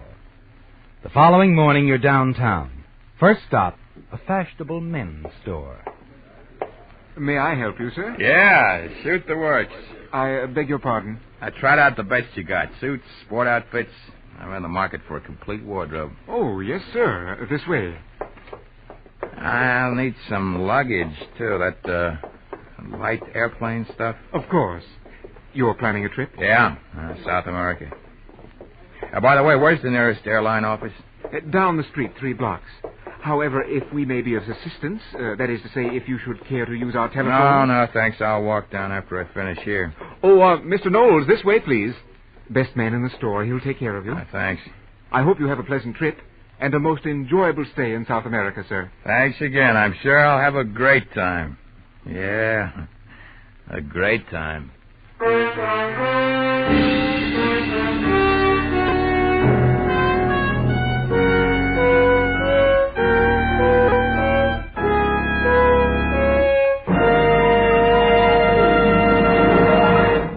A friend of mine was telling me last night that when he's eating out, he always chooses a restaurant that's crowded.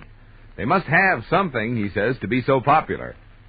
Well, by the same token, Signal gasoline must have something when you consider that last month, drivers bought more gallons of Signal gasoline than during any other month in Signal history. What is that something which accounts for such increasing popularity? Some users tell us it's good mileage, which has made Signal known throughout the West as the Go Farther gasoline. Others say it's the life and pep and smooth, easy response they get with the gasoline that's engineered to help your motor run more efficiently. But frankly, friends, just as sure as my name's Marvin Miller, you're never going to know all the good reasons why so many drivers are switching to Signal until you try a few tankfuls in your own car. Do it this week and see if you don't agree with me. You get a full measure of all the things that make driving more pleasure when you fill up with Signal, the famous Go Farther gasoline. Signal, signal, signal gasoline. Your car will go farther, Go Farther gasoline.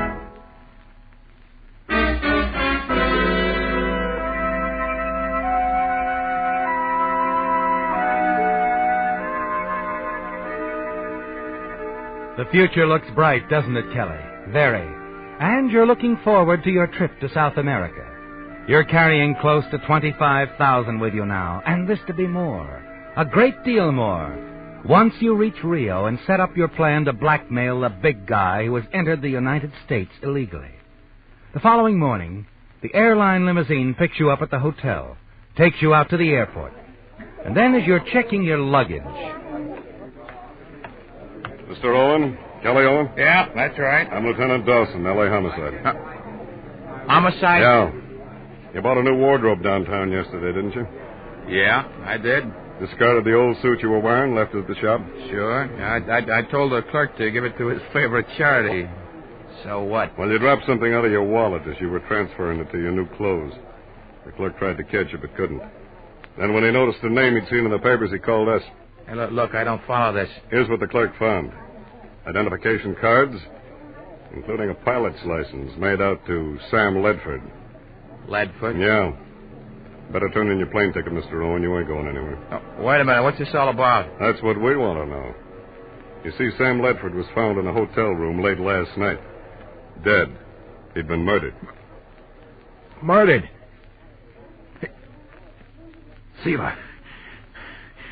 Seela must have got him when she went back to make that call. You were carrying Sam Ledford's pilot's license around. I'm afraid that's one you'll never be able to explain, Mr. Owen.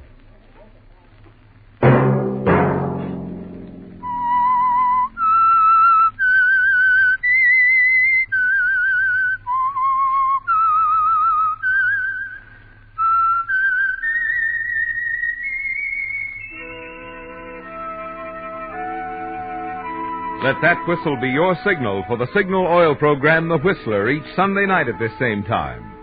Meantime, Signal Oil Company and the friendly independent dealers who help you go farther with Signal gasoline hope you'll remember.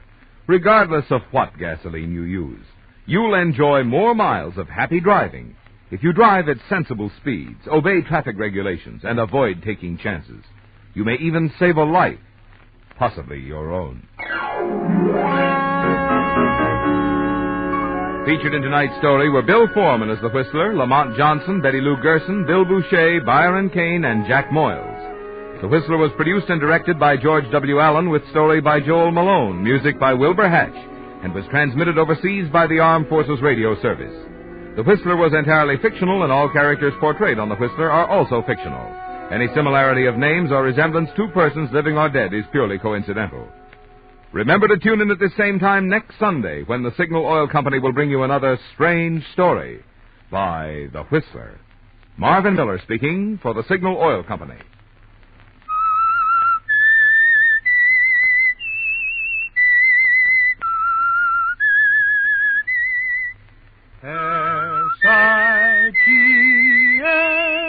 S-I-G-N-A-L Signal, Signal Gasoline.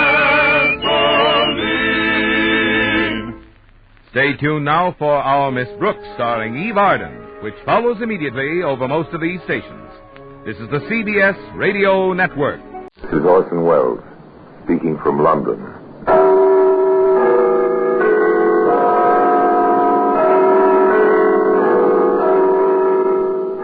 The Black Museum.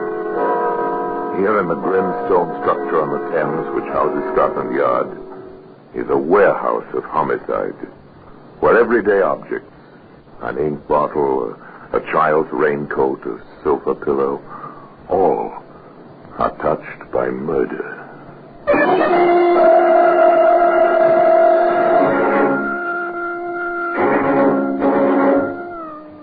Here's an open-end wrench. It's a familiar object. If you own an automobile, you own one of these. At the very least, you've seen a mechanic use one. The steel shaft about 8 inches long. The shaft bulging into a curve shaped like a horseshoe, which fits a bolt exactly. Simple tool, almost beautiful in its slim efficiency. Well made, isn't it, Inspector? We're familiar with these things, Doctor. They're quite common as a weapon. Yes, of course. One's skull could be cracked rather efficaciously if this were brought down hard on it.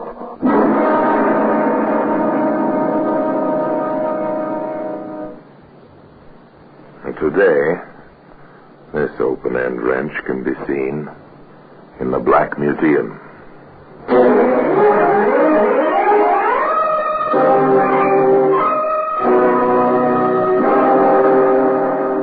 From the annals of the Criminal Investigation Department of the London Police, we bring you the dramatic stories of the crimes recorded by the objects in Scotland Yard's Gallery of Death, the Black Museum.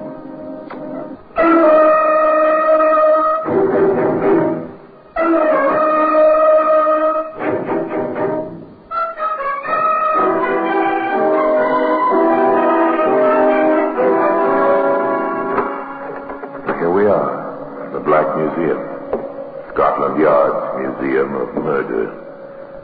Yes, here lies death. Here in silent rows is the ordered catalogue of the violence wreaked by man on fellow man. Here's an empty cardboard match cover. Perhaps you've tossed one into your own wastebasket this very moment, but not like this. Let's hope. No, from this one, the sulfur-headed matches were ripped to start a fire. A woman died in the burning building. Later, a man died at the end of a rope, trapped by the printed advertisement on this match cover. Yes, here we are. There's the open-end wrench. It's a common tool among mechanics, even among non-mechanical types, bookkeepers, clerks, teachers. No sign of violence or death upon it. Merely a bit of shaped, patterned steel produced for use in the manufacture and repair of modern machines. Look at it in ordinary circumstances, and it would evoke no thought of tragedy in you, or even in the motorist who traveled an English highway one quiet spring morning. Going at a normal speed, enjoying the fresh sunlight, the new clean green of fields and rising hills. The road curved ahead. White posts marked the edge of the embankment. The road heeled slightly, turning to the left. Quite a view. Good God, that's a nasty curve. If you're not awake. That fence. Good heavens.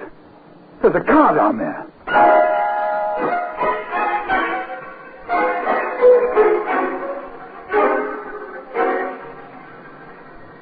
Minutes only until he's back in his own car, speeding toward the nearest town, toward the nearest police station. There. Constable, there's a wreck on the curve about a mile south of here. You have anything to do with it, mister? Oh, no, of course not. I noticed the broken fence and saw the car down the hill. I say, there seems to be a woman in it. Look, you better come. Bring help. The doctor, who was also the local coroner, needed little time to determine which of his functions were called for at the wreck. She's been past help for hours. Must have gone off the road during the night. I've notified the superintendent about the accident, Doctor. Yes, well, you fellows will want to trace the car. Any identification on the body? Nothing in the woman's purse, sir. There ought to be laundry or dry cleaner's marks. It's pretty hard to stay identified these days, Doctor. Yes, of course. You can tell the ambulance men to take her to the hospital. Hospital, sir? Or autopsy. I can't just sign a certificate accidental death, you know, Constable. Yes, sir. Very well, sir.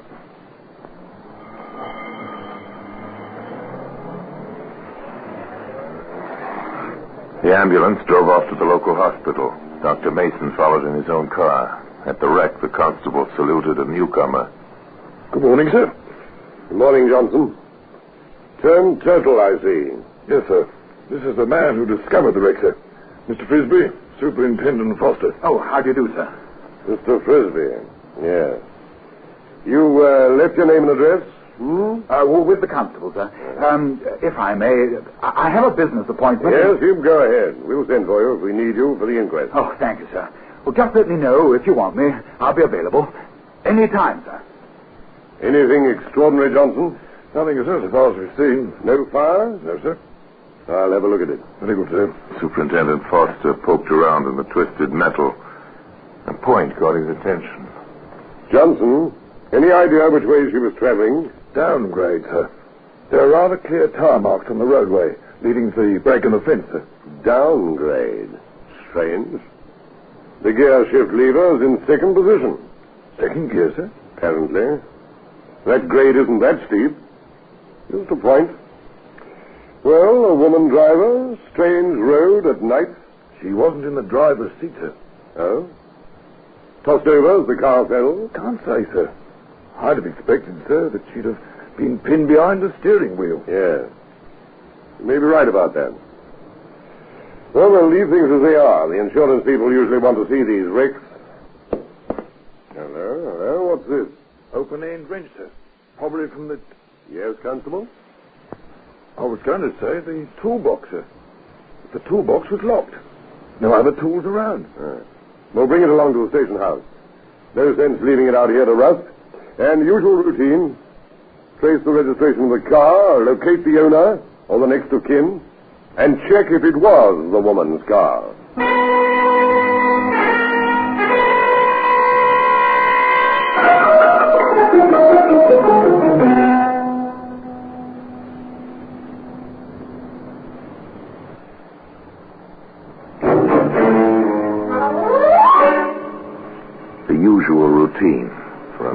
auto accident. Another careless or sleepy driver. The usual telegrams were sent. The usual telephone calls were made. The same afternoon, Constable Johnston reported to his superintendent. Yes, Johnson? Papers on the accident, sir. Yes. I see. Owner Martin Beach. Avon Mews, London. Has he been notified? Yes, sir. He's on his way down.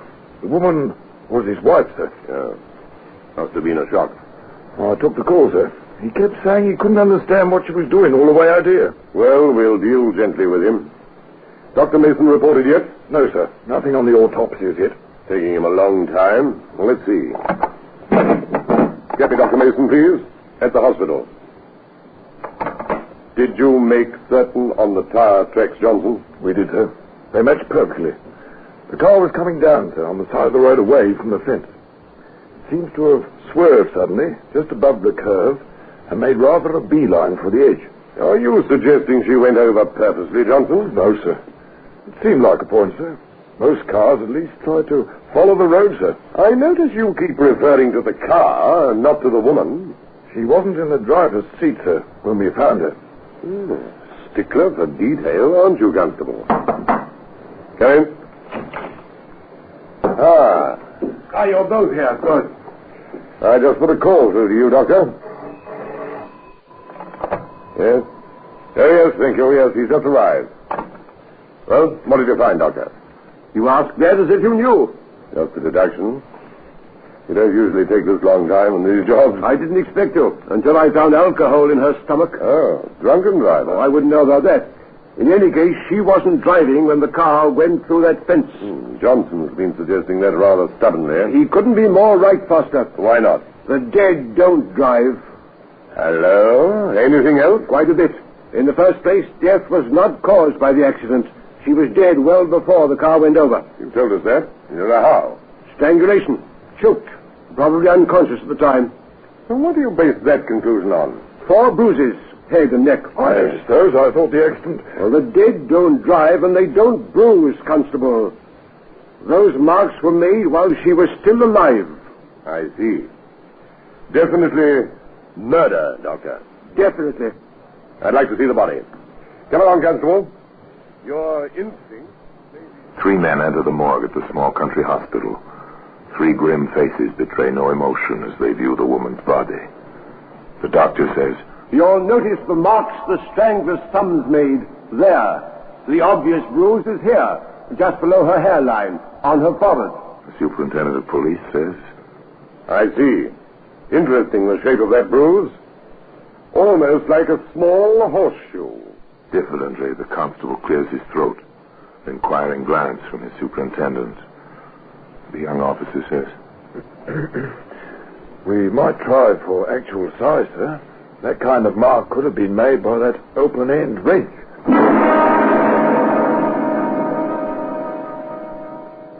And today, that open-end wrench is to be seen in the Black Museum.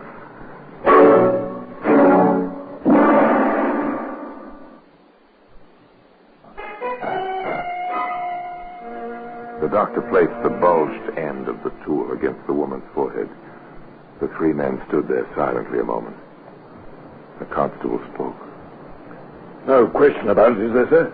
Not as far as I can see. Johnson, when this beach fellow arrives, say nothing about any of this. And I shall want a trunk call placed immediately. I want to speak with Inspector Hall at Scotland Yard. The ponderous, inevitable juggernaut that is police work began to move. Gained momentum. A fast car brought Inspector Hall and Sergeant Williams from the yard before train connections permitted the arrival of Martin Beach. The inspector listened intently as Superintendent Foster outlined the details. Then, quietly, no fuss, no newspaper headlines. Detectives were dispatched to run a check. Shortly thereafter, a grief-stricken husband arrived at the station house in the company of Dr. Mason. There's no question about my identification, Superintendent. Dr. Mason will bear me out. I knew her the moment that is... Doctor? Yes, it's Mrs. Beach. I can't understand it. I simply can't. She was a good driver, better than I. How did it happen that she was out alone? We lived a quiet life. Avonmews is in a suburb of London, really. She'd often take the car for a drive. I'd go to sleep. I had to get up early. My business is in the city. She said she wanted some fresh air last night. I didn't miss her until I woke this morning. I can't understand it. Why should you be so far? A simple story. Quite commonplace, quite honest. One question seemed to puzzle her husband more than it disturbed him. Liquor? Whiskey, you mean? No, an occasional drink at a friend's place, that was all. Why? Are you suggesting Louise was a drunken driver? No, they were suggesting nothing, merely asking a routine question. Yes, they would release the body shortly. We had no relations, no one. We had only each other. I shall have to notify our friends. Yes, the police agreed sympathetically, and Superintendent Foster and Dr. Mason escorted him to his London train. Meanwhile, on the Middlebury Road.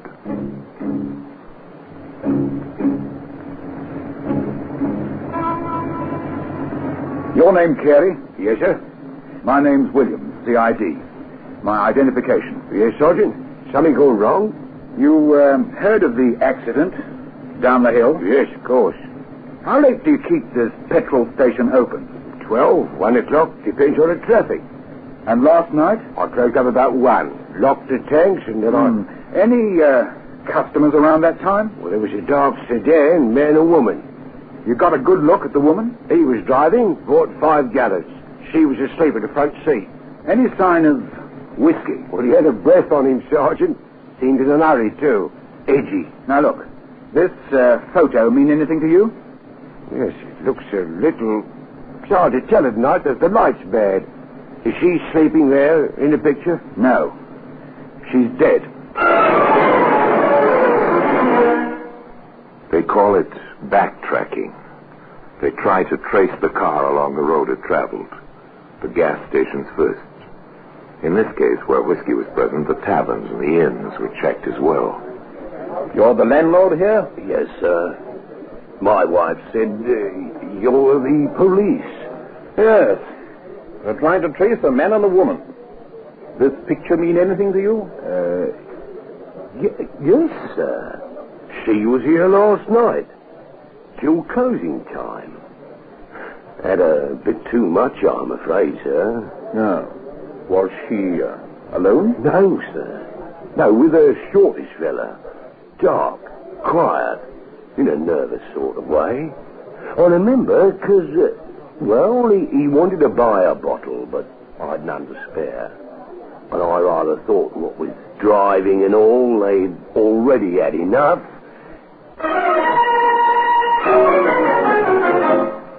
That evening, Sergeant Williams gave the inspector his own reports and that of the men assigned to the railroad portion of the inquiry. They routed the conductor out of his bed. He remembers the fellow all right. Bought his ticket on the train. Complete stranger. Shortish and dark. Yes, she was with a man, all right. Seems to me we'd better break the news to Beach. It won't be pleasant. It wasn't pleasant. Martin Beach took it quietly, but with obvious shock. Louise? With another man? Inspector, you can't be serious. I'm afraid I am. Your wife's picture has been tentatively identified by a petrol station owner and by an innkeeper on the Middlebury Road. They'll be taken over to the hospital to check tomorrow. And she was with a man.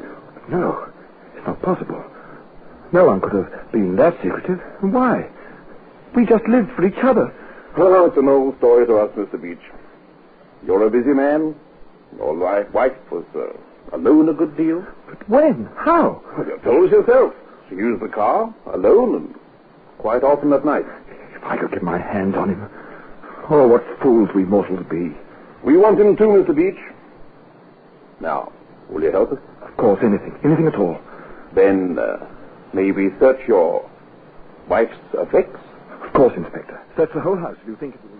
They were quite thorough, of course, and very quickly they were successful. I found these in the stocking box at the rear of the bureau drawer, Inspector. I see.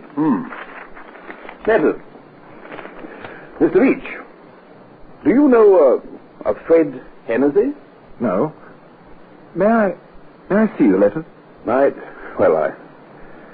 think you'd rather not. And we'll be checking them for fingerprints, of course. They're all addressed to your wife. The last one makes the arrangements for a meeting place with the car. Is there a return address, Inspector? There is. Good luck, Inspector.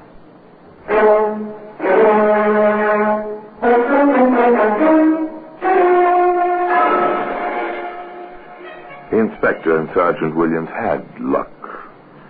However, it was not exactly good luck. Fred Hennessy? No, there's no Hennessy living here. Well, now, perhaps he used another name. A shortish, dark fellow, with a flair for letter writing. No, haven't heard any shortish men staying here in months. Well, this is 346 Greenville Street, isn't it? Well, there's nowhere else, Inspector. What's more, I don't have any letter writers here. Every one of my men roomers except one works at the car factory. They're a tough crowd, Inspector, but they're nice enough to me. I take good care of them, I do. And the one who doesn't build automobiles? Oh, he's a constable, he is. Now, what would you want to see him for? A good question, and a big disappointment. Still, the machinery ground on. The reports came in to the small bare office at the yard. Here we are. Fingerprint reports, Inspector. Now, the prints on the letters match those they found on the gear shift lever in the wrecked car. The ridge patterns conform to the smudges on the rinse, too, sir. The conclusion is obvious. At the very least, it placed the maker of those fingerprints in contact with the murdered woman in the murder car with the murder weapon. It looks so as if he pulled off the road, did the job, then started the car downgrade and jumped. Yes, probably. The unlocked door on the driver's side would indicate that. But what about those prints I told you to try and get? We have them, sir. Lifted them neatly. I was saving that for the last, sir. You see? They match. Yes, very good. Thought he was clever. Well, murder's usual in amateurs' crime, isn't it, Sergeant?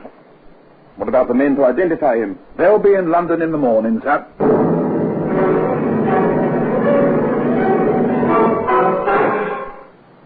To Sergeant Williams, the case seemed complete. The inspector was still somewhat cautious. It will stick, sir, in any court. I'll feel better if we have the motive, Sergeant. I'd like a complete case. Identifications have been upset before, and even fingerprints. Given a good motive, we'll hang the gentleman. In fact, we may be able to say he hung himself with his own cleverness. Inspector Hall here. I see. Very good, Davis. No, just keep your eye on the place. Williams and I'll be along directly. Get your head, Sergeant. Very good, sir. Our quarry's gone calling on a lady. And so are we. The police car sped silently through the London streets, out to a pleasant suburb. It drew up to the curb near a small house detached from its neighbors, surrounded by a hedge and trees. A man stepped out of the shadows, spoke softly to the inspector. He remained at the car as the inspector and the sergeant walked to the front door of the house and rang the bell. Yes? Miss Jeffrey? Miss Dorothy Jeffrey? That's right. My name is Hall, CID. My identification. May we come in? Why, yes. Why not? Thank you. What can I do for you? Well, as a matter of fact, Miss Jeffrey, we stopped by to see your caller, Mr. Marchant Beach, I believe? Inspector. Well, this is a pleasure to see you all the way out here. Is it, Mr. Beach? Of course. You know why we're here, don't you? I assume you saw me come by. Wait a minute. What's going on here? Don't you know, Miss Jeffrey? I know CID inspectors just don't drop in or come by. Martin, have you been up to something? Stay out of this, Dorothy. I'll not stay out of it. If we're to be married, I've a right to know. We've dropped by to tell Mr. Beach about his wife. Wife? You never mentioned a wife, Martin. You're not arresting me, Inspector. I was home and asleep when she was killed. The innkeeper says not Beach. So does the petrol station owner. So does the conductor of the train you took back to London from Middlebury. I said you're not taking me in. You're not? You're not? Inspector, there are French doors into the garden. Your house is well covered front and back, Miss Jeffrey. He won't get far. That's his warning. He'll stop running now. This is not the expected way to break an engagement to be married. Yes, I understand, miss. But you'll get over it. This manner of ending a relationship is far less permanent than the one your fiancé used to gain his freedom from his wife. You know, miss, the chances are quite good that they've got away with it. If he hadn't written some fake love letters and forgotten to hide a certain open-end wrench. And today, the open-end wrench can be seen in its special place in the Black Museum.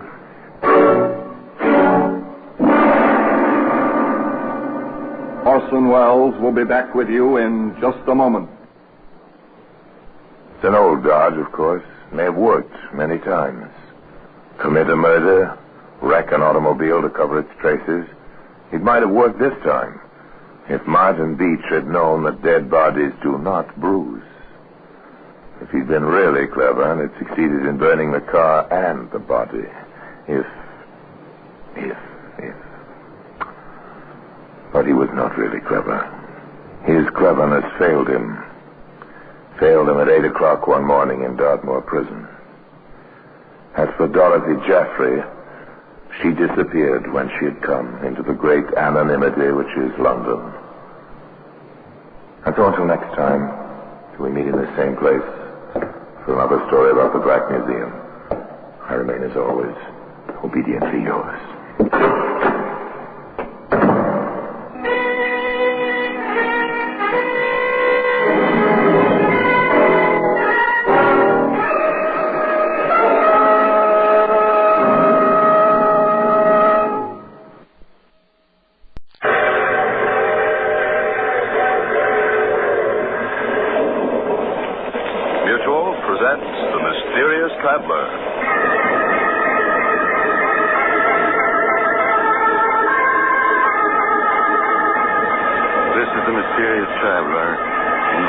Join me on another journey into the realm of the strange and the terrifying.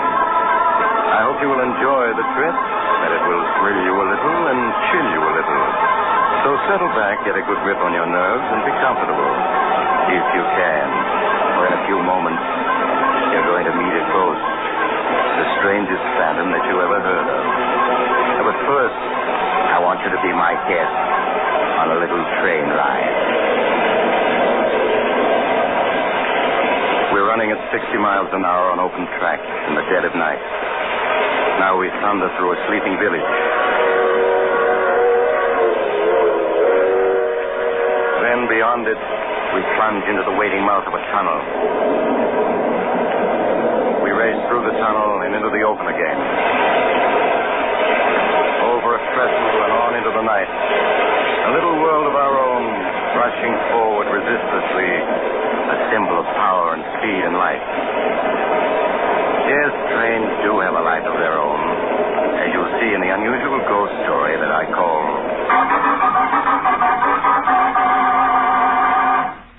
The Locomotive Ghost.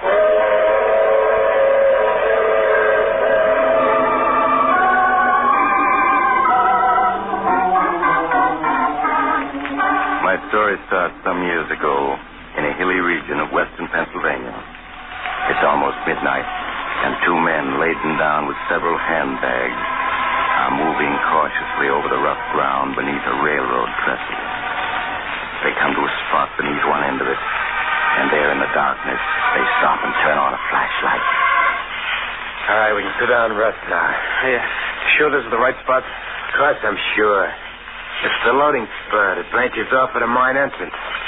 Main line's over there, about 100 yards away. How long do you think we'll have to wait? 5 to 10 minutes. These mine trains don't run in a minute the way they do out in the main line. Suppose the money isn't on the mine train. They might have changed their plans. They'll be on it. Those miners are waiting for their pay, and the treasurer's bringing it himself. Plus bonus money and cash for operating expenses. Big haul, my friend. $200,000. $200,000? That's a lot of dough, but... But what? You getting cold feet? No, of course not. But, well, they'll be killed, won't they? The crew on the train? Forget it. I thought you were turning soft on me now after I spilled the whole plan to you. No, Joe, I'm not turning soft. Joe. What is it? I heard a noise then. Over there. It's just your imagination. Oh, you're right. Somebody's coming. Keep the light steady. I got my gun handy. Who could it be? It's probably just a bum. Something asleep under this trestle. All right, you stop where you are. Only me, boys. Just old Boomer. Who? Old Boomer, that's all. Looking for a place to bunk. Howdy, boys. Okay, Tom. I heard of this guy. So you're old Boomer, huh? The one they call the king of the bums? Not the king, son. Just the travelingest one of them all. 50 years I've been riding the rods, and I guess I've covered 1 million miles of track. Mind if I sit down here? Got kind of ache in my bones. Sit down if you want to. Thanks, son. Say, you fellas ain't bums. You're dressed too good. Never mind about us. Curiosity ain't healthy. Old Boomer never fights with anybody. Live and let live's his motto. Listen, here comes number 25. Mighty fine train, 25. Got a 16-wheel Mikado engine, can pull 20 cars a day on a level track. He's 50 seconds late tonight. Do you know every train on the tracks? Pretty near, son, pretty near. I ain't rode them all. I rode them all, from the Lackawanna to the Santa Fe. There ain't much about trains I don't know. Say, you fellas wouldn't have a little nip handy to take the chill out of an old man's bones. No, we ain't got a little nip handy. Sure, son. No harm in asking. There's the 25 passing Minesville now. Ain't that whistle far off in the night a sweet, mournful sound, though? Yeah, it is kind of mournful. Sounds far off and ghostly, don't it? Well, sometimes it is a ghost you hear, not a real train at all. What are you talking about? I'm just saying that sometimes when you hear a train whistling far off and mournful in the night, it ain't a real train at all. It's a ghost train. Ghost train? It's a lot of hooey. You just think so because you're young and don't know better. But old Boomer can tell you. There's ghost trains and plenty of them. They're the ghosts of trains that died in wrecks. Anything as live as a train is bound to have a ghost live on after. All right, can the chatter. You're hurting my ears. Let him talk, Joe. It helps pass the time. All right, but if you ask me, he's spouting a lot of bushwhack. Go on, Boomer. What were you saying about trains having ghosts? Well, I've seen them many times. Running the tracks with all lights out, going faster than the wind. Not a sound coming from them.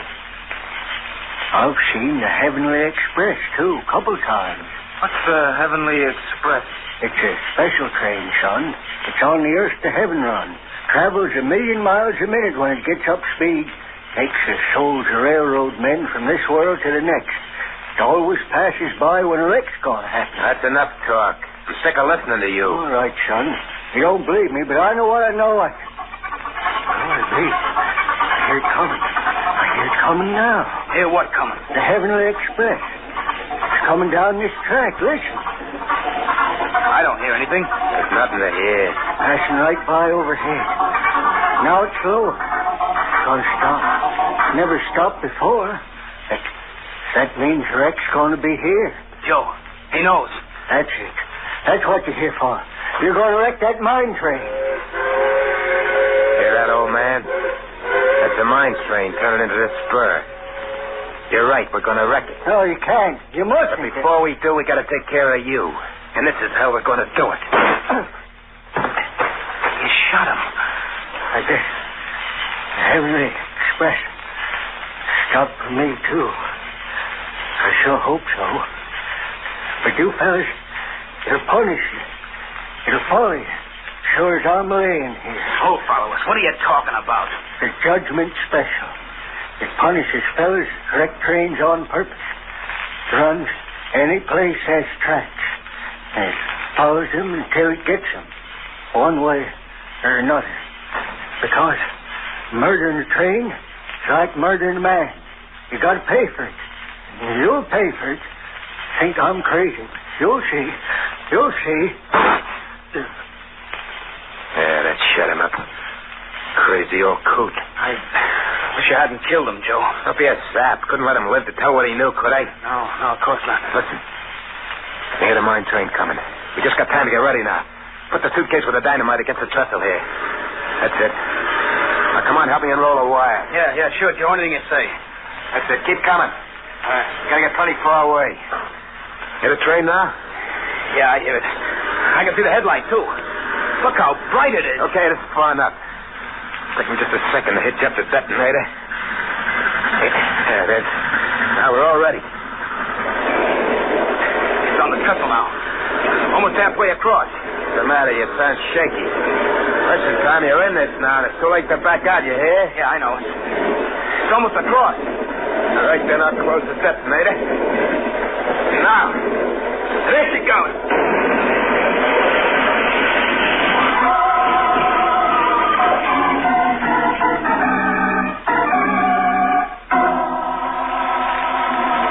3 hours later, the two men, Joe Malone and Tom Henderson, were driving eastward through the night, far from the scene of the train wreck. Between them on the seat was a large handbag, and Joe Malone at the wheel patted it lovingly. $200,000. Huh? You realize that, Tom? We got $200,000 riding here between us. Yeah, I know. What's the matter? You don't sound very happy about it. Sure I am. It's just... Just what? Well, I can't help remembering the crash when the mine train went into the ravine. The way the whistle kept screaming, just like the locomotive was something alive that was being killed. For Pete's sake, the whistle valve got stuck when the engine crashed, that's all. Sure, I know that, only... Well, I just can't help remembering it. Joe, the crew were all killed, weren't they? Suppose they were. What do you care? You're as nervous as an old woman. Should never run you in on this job. I'm all right, really I am, Joe. Listen, what are you going to do with your $100,000? I'm heading for the big town. Gonna have one swell time. Gonna buy new clothes, stay at the best hotel in town, and really cut loose. Meet me in New York, I'll show you a real time. Where are you gonna stay? Mrs. Miller's boarding house. It's over on the west side. You can find it in the phone book. I'm just staying there till I can buy some real classy stuff, and I'm moving to Park Avenue. Always had a yen to live in Park Avenue. Now I'm gonna see what it's like. Yeah, sounds all right. Maybe, Joe, look out, that train. What'd you do that for? Why'd you grab the brake? You stalled us right here in the middle of a railroad crossing. I had to, Joe. The train on the track there in front of us. We almost ran into it. What are you talking about? There wasn't any train on that track. But there was, running without lights and not making a sound. You're crazy. I tell you, there wasn't anything in sight, not even a hand car. Well, I saw it, Joe. Never heard of a train running without lights. That proves you're crazy. Oh, maybe it was an empty. But if I hadn't stopped the car, we'd have smashed into the side of it. Never mind the suck you won. Now we're stalling the railroad track, and the car won't start. I'll get out and push. Joe, look. Our headlight. Real train this time, coming around the bend. It's up 200 yards off. Joe, it's going to hit us. We got to jump. Yeah, but this door won't open. It's stuck. Come on, out this side. Come on, I got the bag. Stop, my coat's caught in the car door. I'm stuck. Help me. I can't, Joe. Joe. Help me, don't help. Help me. Help.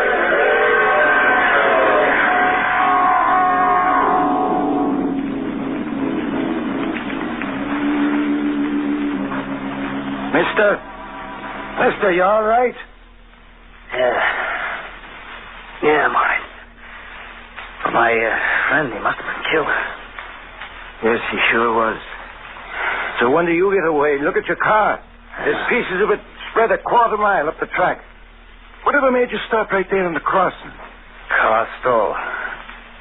Who are you? I'm the crossing watchman. Watchman? Why weren't you on duty? Why didn't you signal there was a train coming? Because I didn't know it, mister. That was the wrecking train taking doctors on to Mineville. It was unscheduled. Oh, I see. What about the other train, the one that went past going east just before the wrecking train hit us?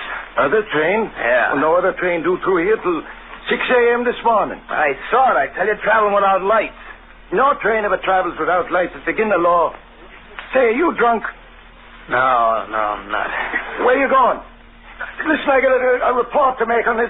You got to fill out a form. Forget it, I'm not interested. Get away from here. I'm going to New York.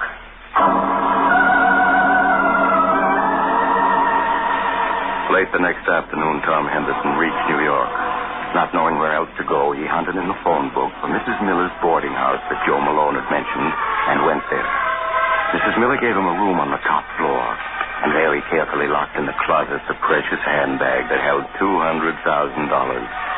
All of it his since Joe's unfortunate death. After that, Tom went out to see New York's nightclubs. He got back after midnight, feeling considerably more cheerful. As he was about to unlock his door, Mrs. Miller appeared in the hall. Oh, Mr. Henderson. Oh, yeah, Mrs. Miller. I was waiting for you, Mr. Henderson. It's turned so cool that I lit the gas heater in your room. Well, thanks a lot. I just wanted to warn you that... What was that? What was what, Mr. Henderson? That whistle just now. What was it? A boat out in the river? That was the freight train, Mr. Henderson. Freight train? Here in the heart of New York? Well, yes. They come down the west side elevated tracks to the freight yard downtown. They run past just a few yards down the street. I didn't know that. I wouldn't have come here if I had. Oh, I'm sure they won't bother you, Mr. Henderson. Really, they won't. Well, good night. Oh, battle axe. You sure they won't bother me? It's too late to find someplace else or I'd leave here right now. I'll close the window. There. I'll keep the sound out. Anyway, suppose I can hear a train or two. How can hearing them do me? I'm going to go to sleep and forget it. Yeah, forget it. I've got $200,000 and my whole life ahead of me. Should let an old coot like that Boomer worry me. Joe's getting killed by a train was just an accident. Could happen to anybody. Me, I'm alive. Tomorrow, I'm going to start enjoying it plenty.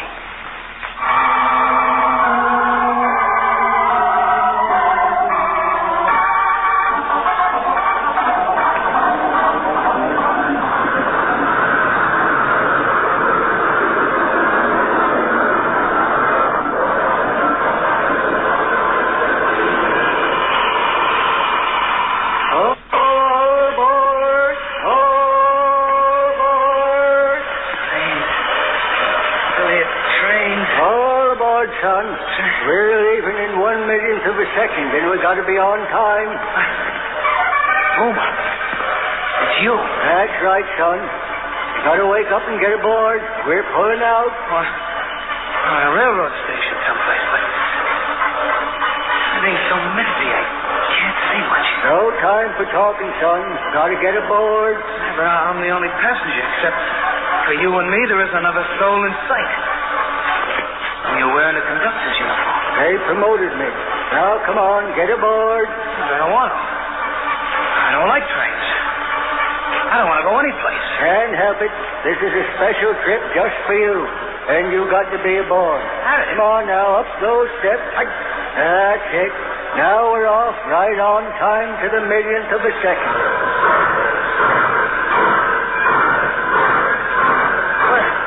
Where are we going? What train is this? It's completely empty except for me and you. That's right, son. It's a 1,000-car train pulled by 30 engines. And you and me are the only ones aboard. Well, where are we going? What train is this, anyway? It's the Judgment Special, son. And we're bound from this world to the next. No. Yes, or any place there's tracks the Judgment Special goes. We stopped right outside your window and took you aboard. I don't want to die. I don't want to. You haven't any choice, son. You're on the Judgment Special, and we're hitting 1,000,000 miles a minute now. What? Look out the window. There's the earth way down below us. See it? Yeah. Well, I don't want to leave it. I want to go. Look at the stars flash by. We're going 1,000,000 miles a minute, and it'll take us all eternity to get there. Yep. Here, I'll put the wind up so you can see better. There you are, son. There's the earth we left. That tiny little dot of light way up in the sky. No, I won't go with it. I won't. Hey, I won't. What are you doing? Get down. You can't jump out that window. We're going 1,000,000 miles in it. I won't jump. I'm not going with you. Come back. Come back. Wake up. Wake up, Henderson. Wake up. Wake up. What is it? Oh. What is it? Oh, Mr. Henderson, thank heaven you're still alive. I thought you were dead for sure. What happened? But you closed your window. I meant to warn you that with the gas heater on, you must leave it open, or you almost suffocated in your sleep. I was suffocated? Yes. If I hadn't heard you trying to get your breath and hurried in and opened your window, you'd have been dead now, for sure. The rest of the night, Tom Henderson spent sitting on a bench in the nearest park, shivering at the nearness of his escape. The next day, he bought himself an expensive wardrobe. Then he checked into the biggest hotel on Park Avenue. There, 40 floors above the street, he was quite sure he wouldn't be bothered by hearing trains or having curious dreams about them. Especially as just before he retired, he took his sleeping tablet. There. Fix it. No dreams for me tonight. Some layout. So this is what you can enjoy when you have money. And I'm going to enjoy it. I'm letting my nerves get the better of me. Not anymore. Feel better already. So out goes the light. I sleep like a millionaire. Yes, just like a millionaire. And so Tom fell asleep. But unfortunately, he did dream. And he knew he was dreaming, but he couldn't wake up. It was a very curious dream indeed. He dreamed that he got up and dressed, rode down in the elevator, that he walked out into Park Avenue, and there, down the street, he found a tiny door which he had. It led down a flight of steep iron stairs to a dark tunnel far beneath the ground. There in the tunnel, a man was waiting for him. The man turned, and he saw it was his former pal, Joe Malone. Hello, Tom. Joe, it's you. Yeah. I've been waiting for you, Tom. But you're dead. I saw you killed. Maybe I'm dead. Maybe I'm not. You're dead. I know it. It's just a dream. I gotta wake up. You can't wake up. Don't you understand? You're never gonna wake up. I will. No, Tom. Now come along with me. I'm here to guide you. Where? Where are you taking me? Down the tunnel. See how it stretches out? On and on. How it keeps going down and down? No. Where do you think it goes to? I don't know. I don't want to know. Come on now, Tom. I can't wait all night. No, I won't go. I'm going to wake up. You can't, Tom. Night I was killed, you saw the judgment special. Now you never get away from it. Not true. This is just a dream. I'm safe in my own bed in the hotel. And you refuse to come with me? Yes, I do. I refuse. Listen, Tom. Listen to what? I don't hear anything. Listen. Closer now. You hear that? That's the judgment special, Tom. Coming through this tunnel. Train. It's a train coming. Where are you going to go? You're in a tunnel, Tom, and no way out. It's just a dream. It can't hurt me. Coming closer, Tom. It's coming closer. No, it's only a dream. I gotta wake up. Wake up. Wake up. Wake up. Wake up. Wake up, mister. Oh.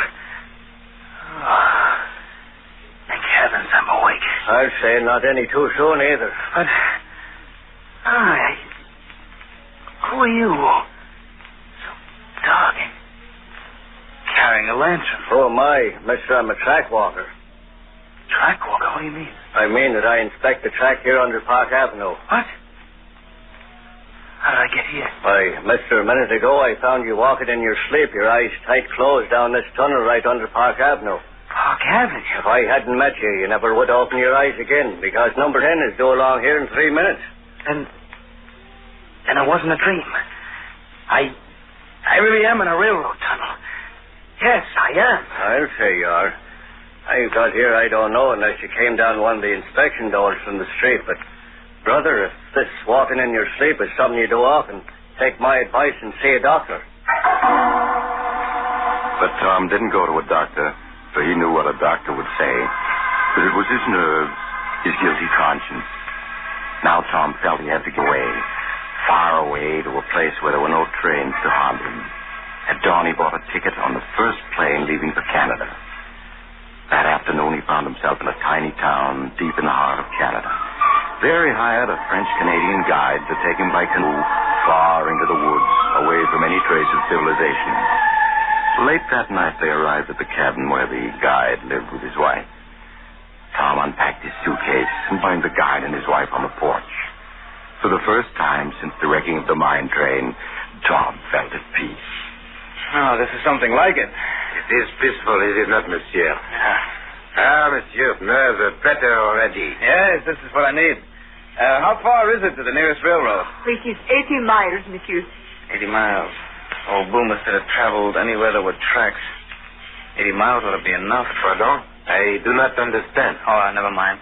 I've got to get some sleep now. Of course. Good night, monsieur. Good night, monsieur. What was that? What was what, monsieur? That whistle then. It sounded like a train whistle. Impossible. It must have been an owl. Yeah, sure. Sorry I bothered you. Good night. Tom entered his room and went to bed, but he could not sleep. He tossed and turned, and at last got up and dressed. The moon is bright. I'll take a little walk. Gotta calm myself down. Nothing to worry about now, not a thing. Out here in the wild, I'm safe. Perfectly safe. Tom left the cabin and entered the woods. They pressed thick around him, but an open passageway through the trees attracted Tom. He started down it, the moonlight illuminating his way. He paused and made a startling discovery. Why, I'm walking on old railroad ties. And there are tracks here, all rusted and loose. But the guide said there wasn't a railroad closer than 80 miles. He lied to me. He tricked me. A train. There's a train coming. It's coming toward me. There's a headlight. I gotta run. Run. Run.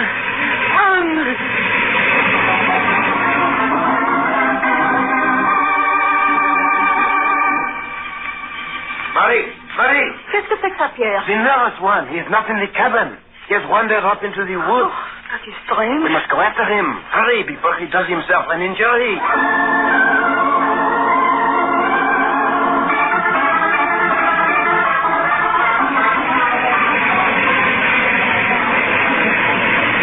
It's you. Behind me. Still following me. I can't run anymore. I can't go any further. I gotta stop.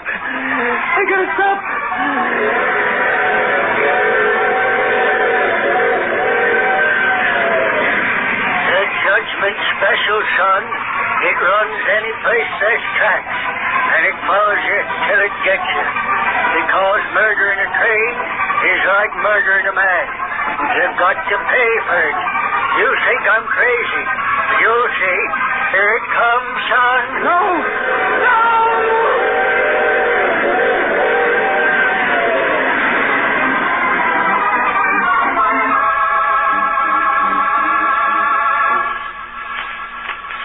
He cannot be far now, Marie. See his footprints. He was running for half a mile. He would do himself harm running so hard in his darkness. Look here. Voilà. Yes, it is the nervous one. We have found him. He's lying face down. Wait, I will turn him over. Pierre, he lies so still. Has he done himself an injury? No, Marie. There is not a mark on him. Yet his face is twisted with fear. Pierre. Is he dead? Yes, Marie. He is dead. Oh. His heart. He killed himself by running, no doubt. But what was it he ran away from? There is nothing dangerous in these woods.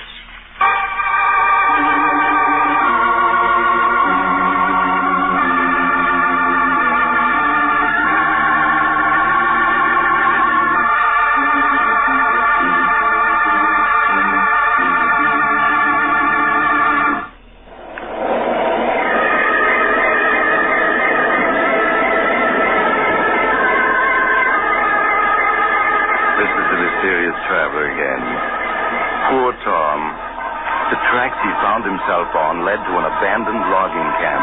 They hadn't been used in 20 years, and no train could possibly have run on them. except a ghost train. But, of course, none of us believes in ghosts, so we just have to accept the coroner's verdict, which was heart failure induced by overexertion. Just the same, if you ever see a train running without lights and going faster than the wind, don't be too sure it's only your imagination. And next time you hear a distant, mournful whistle in the night, all this talk about trains is making you nervous, and you have to get off here. I'm sorry. But I'm sure we'll meet again. Shall we say next week at the same time?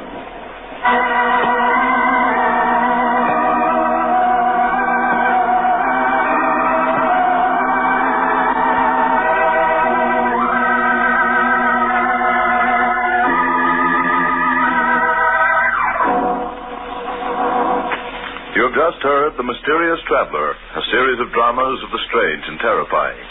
In today's cast were Maurice Tarplin, James McCallion, Joe Julian, Bryna Rayburn, and Cameron Andrews. Original music was played by Charles Paul. The Mysterious Traveler is written, produced, and directed by Bob Arthur and David Kogan.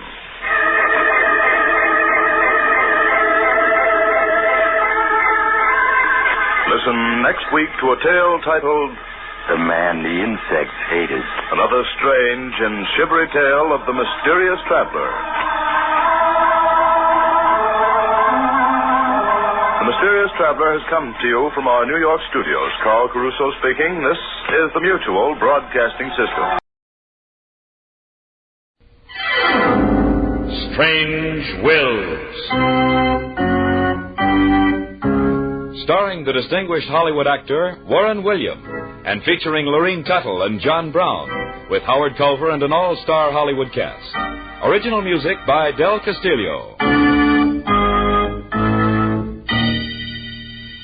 Dead men's wills are often strange. We cannot attempt to understand them or try to find the answers. We can but tell the story. This is Warren William, bringing you the story of The Girl from Shadowland. But first, a word from your announcer.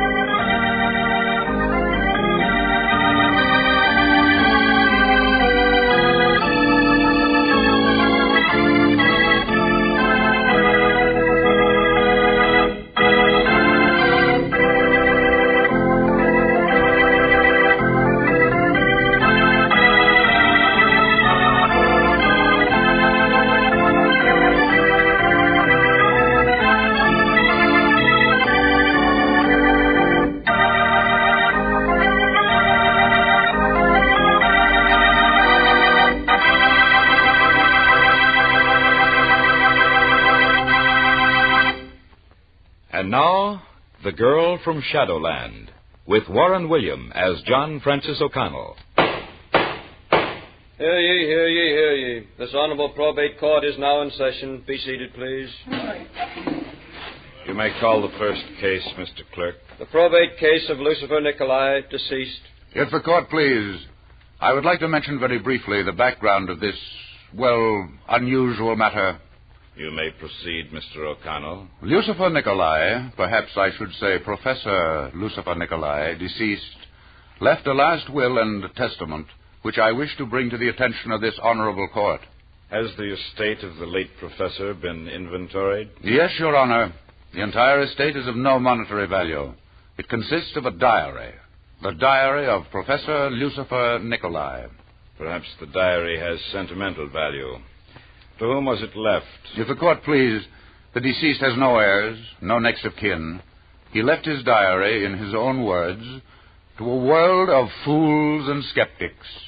Have you read the diary, Mr. O'Connell? Unfortunately, I have. In your opinion, has it any practical value or scientific data that may prove of value to humanity? That, Your Honor, I am not in a position to answer. This much I can say, however. Professor Lucifer Nicolai was either the greatest scientist of all time, or he succeeds Ananias as the king of liars.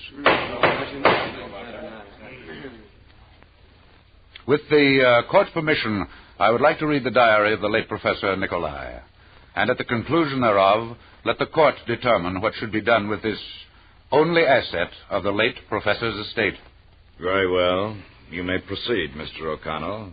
The diary of the late professor begins on the 5th day of May, 1941. His first entry reads as follows.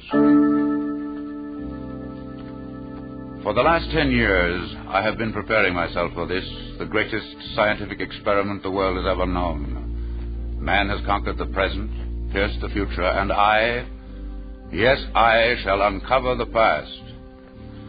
It's a scientific fact that every act that has occurred on this earth since the beginning of time has been permanently photographed on light waves. These waves, as we know, travel at the speed of 186,000 miles per second. If, then, it is possible for science to make the mind travel at a faster rate of speed, it can catch up and pass these light waves, which have been present since the very creation of life. The dark ages of history shall be pierced, and man's concept of life shall be shaken unto its very foundations. For 10 years I have been experimenting with electrical impulses that will separate the mind from the body and direct it at incredible speed into the shadowland of the past. I am now ready.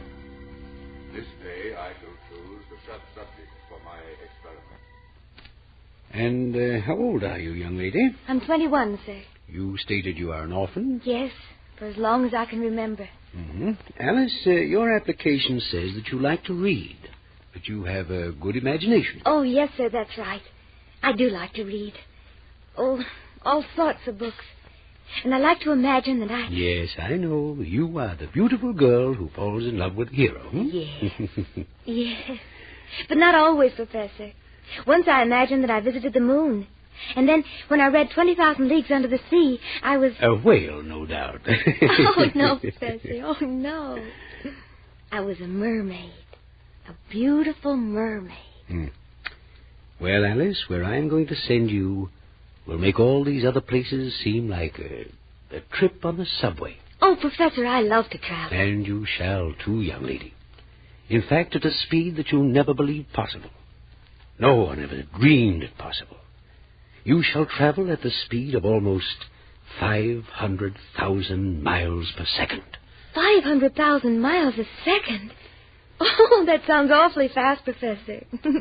I didn't know they made planes that could this go that... This won't be on a plane, Alice. No? Why else could anyone go that fast? You shall see, Alice. You shall see.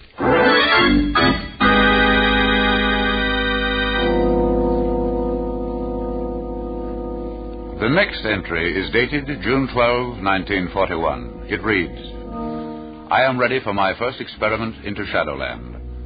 My home in this desolate part of the state has been transformed into an electrical workshop. Alice is calm, at ease. I have given her a sedative to rest her nerves before she takes off on her first journey. I do not want her to go too far, only back to the Middle Ages. Yes, only back to the Middle Ages. Now, Alice, don't be frightened with all this electrical equipment. It's like a spaceship, ready to take you away. Looks scary. Now, walk over here with me to this chair. Careful not to trip on any of the wires. Oh, yes, Professor. Now, sit down, please. I want to tell you what's going to happen so that you won't be frightened. Oh? Alice, I am going to separate your mind from your body. Separate my mind from my body? Oh, Professor, no. I'm going to send your mind out into space. You're going to see things and go places that no living human being has ever been before. Will I come back, Professor? Of course you will. In fact, really, you'll never leave this room. Only your mind will make the trip. And while you're gone, your mind will talk to me through your lips. Where am I going, Professor? You're going back to the early Middle Ages, Alice. Back to the early Middle Ages? Well, how can I go there? Don't worry there? about that. That's my job. I want you to tell me everything you see. Everything. Alice, if our experiment works, next time I shall send you back even further. Back to the glamorous days of Antony and Cleopatra. Oh. You shall float down the Nile in a silken barge. Oh, I would adore seeing her. Cleopatra, the most beautiful of all women. But the thought frightens me. Oh, don't be frightened, Alice, please. Believe me, you will be safe. Now then, if you're ready, sit back and relax. Professor? Yes, Alice? This looks just like a picture of an electric chair I saw once in a newspaper. What is it? This is known as electromagnetic radiation. We will shock the mind loose from the body and send it flying into light. These waves of light which we will pass will recreate, even down to the minutest detail, the events of the past. But how will When I shut off the dynamo, your mind will stop its journey and remain stationary on a certain light wave. According to my calculations, that light wave should be one from the Middle Ages. After you have seen and told me everything, I shall start the dynamo and bring you safely back. Do you understand? All I know is that I'm going somewhere awfully fast. And that wherever you go, no one of today has ever been.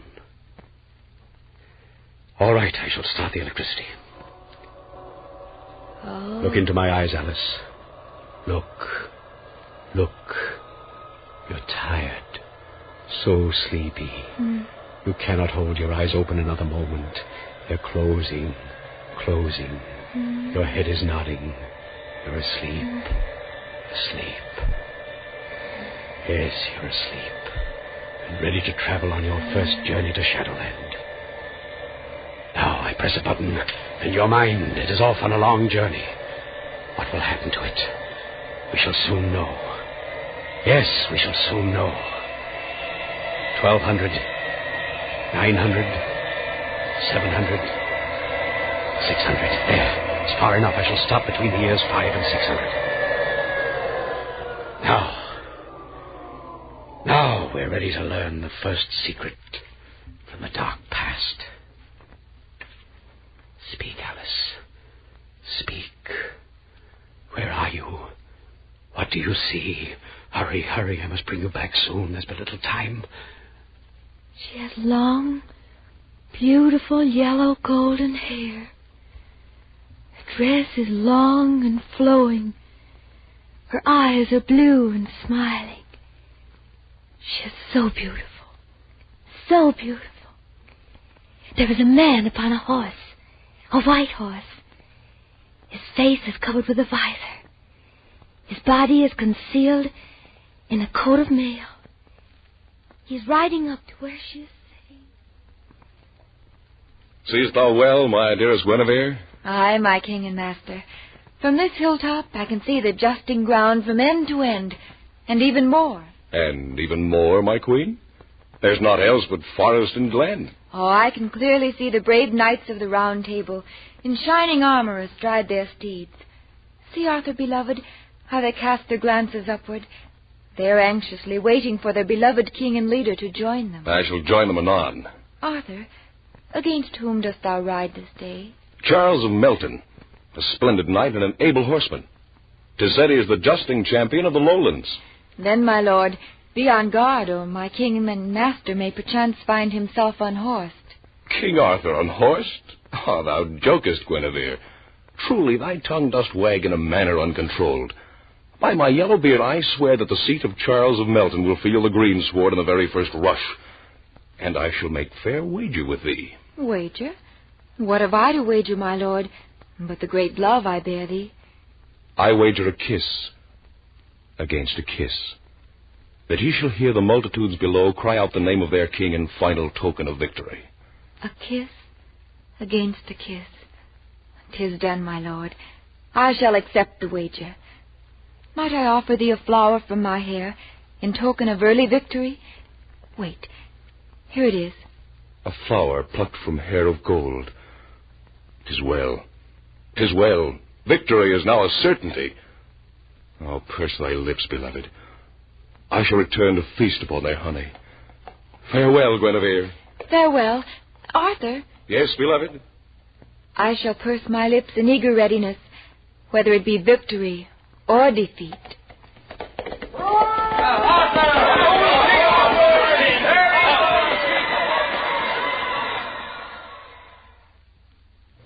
Picture's fading. I'm growing tired. Wait, Alice. I shall bring you back. Yes, I shall bring you back. But we have won, Alice. For the first time since creation, we know how to pierce the veil of Shadowland. All the secrets of the past are ours. I shall show these idiots what a mastermind can do. Yes, I shall show them.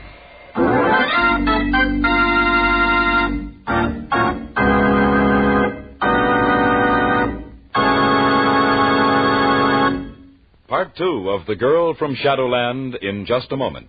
But first, a brief message from your announcer.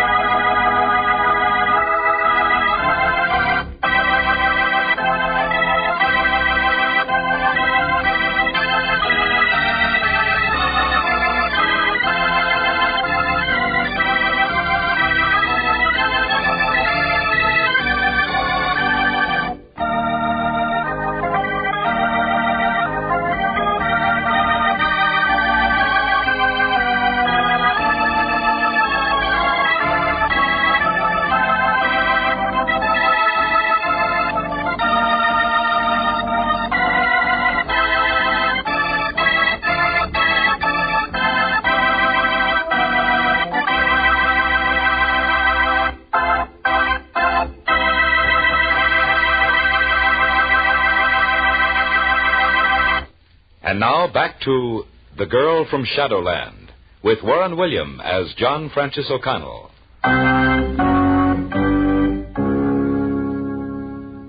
Professor Nikolai's diary continues. November 3rd, 1941.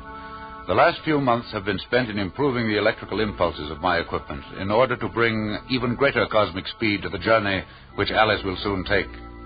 Everything is ready for this new experiment. Alice has rested and has regained the youthful appearance which she lost after her last trip.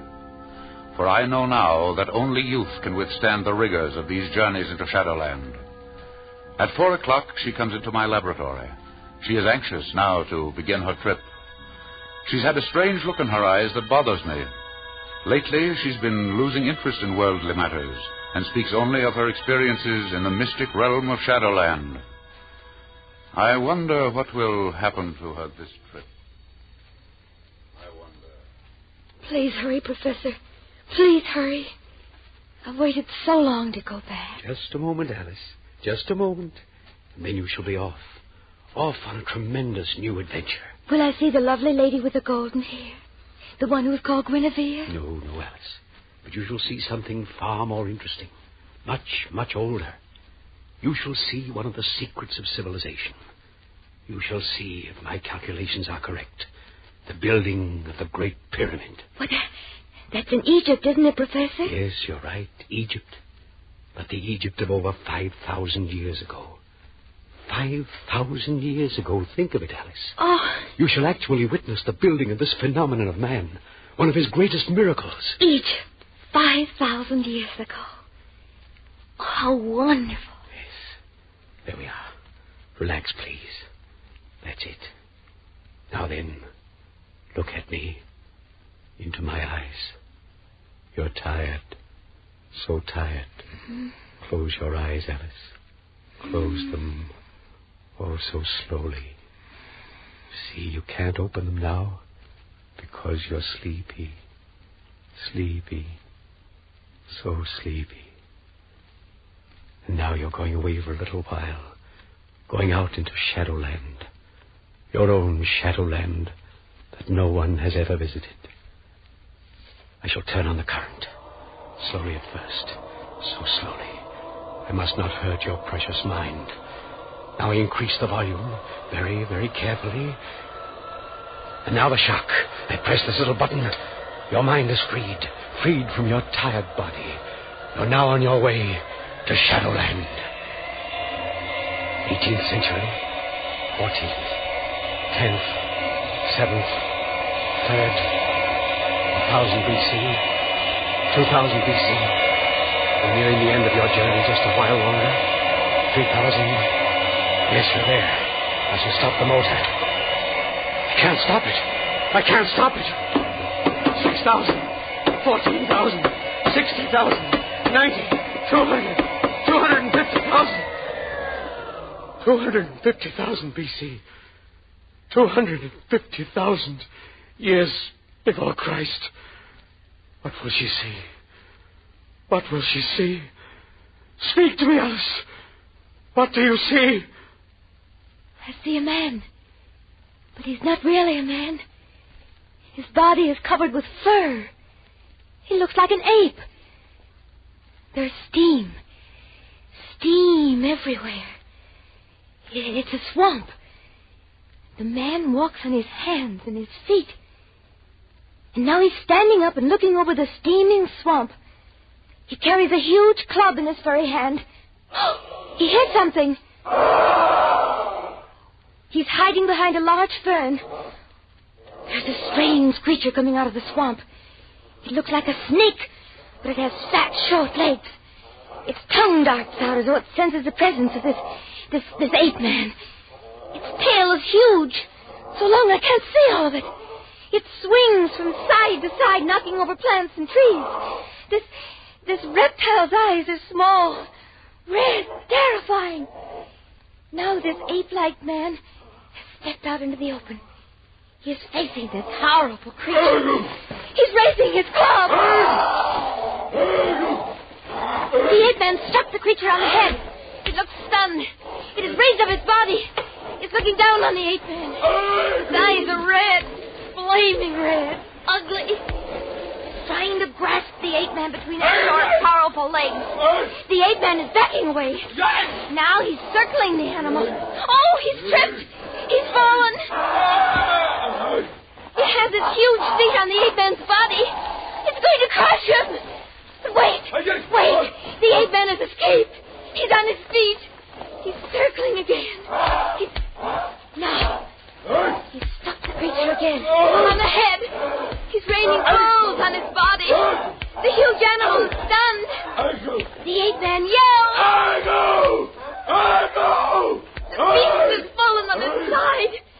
The ape man is staggering. His fur is covered with blood. He's walking carefully up to the head of this jungle creature. He touches it with his foot. The creature is dead.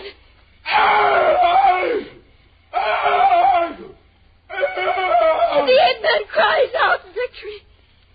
He has won.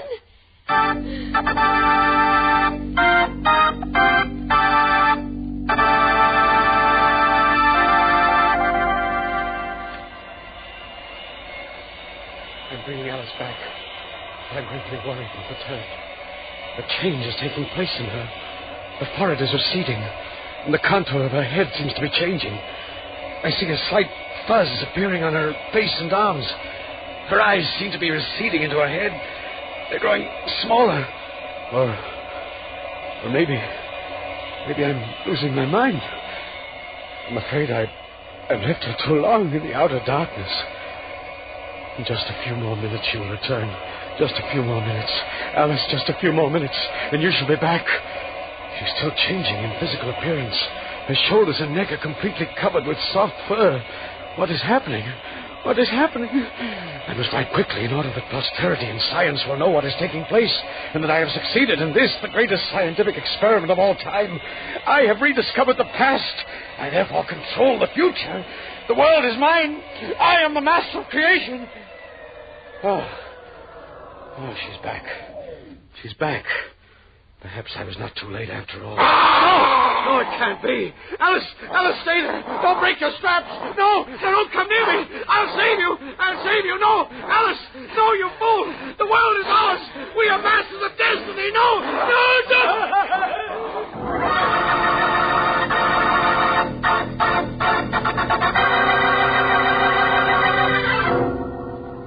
And that, if the court please, is the last entry in this weird fantasy. That Professor Lucifer Nicolai left to posterity and the world. Well, Mr. O'Connell, I must say it's rather an unusual, terrifying legacy. But what is your answer to this ending? Of course, the man was mad. Is that not your opinion as well? Well, Your Honor, considering that there's no proof of what actually took place, in fact, no proof that there ever was even a girl named Alice, the answer must be that the professor was actually mad.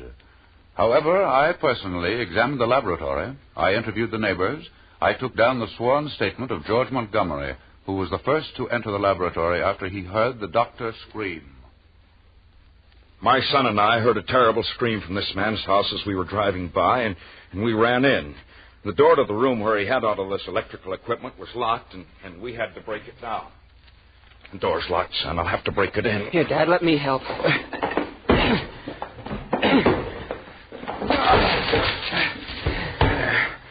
I don't know what we heard in here. Sounded like murder. Here, take this cane. Come on, let's go. Okay, Dad. It came from in here. Hey, wait. I'll open the door. Okay. Good heavens. Looks like a cyclone struck. Dad, look. There's a man lying over there under the window. He's dead. Dead as a mackerel. Look at those welts on his neck, strangled. Those marks look as though the hands were huge and strong. See, Dad, look. All this machinery in here, it's all tipped over and broken. Yes. I've heard that the dead man was a scientist of some kind or other. Never let anyone come in. Well, I'd better telephone the police. Say, Dad. Yes, son? Did you see anyone in this room when we first came in? See anyone in the room? What do you mean? Well, gee, I thought... Well, maybe not. Speak up, son. Tell me what you saw. Well, gosh, Dad, I thought I saw a big gorilla step out the window just as we came in. Honest, I did, Dad, honest.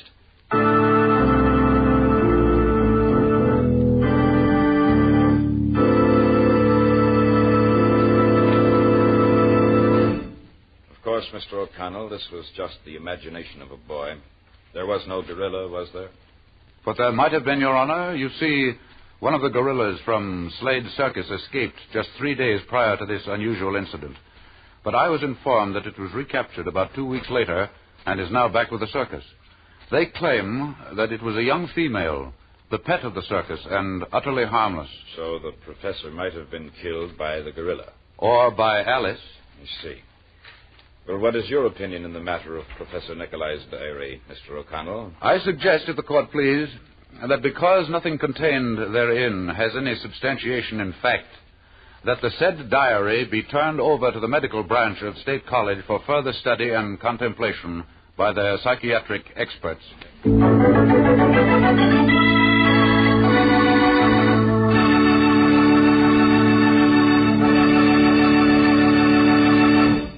Warren William will be back in just a moment. But first, here is a word from your announcer.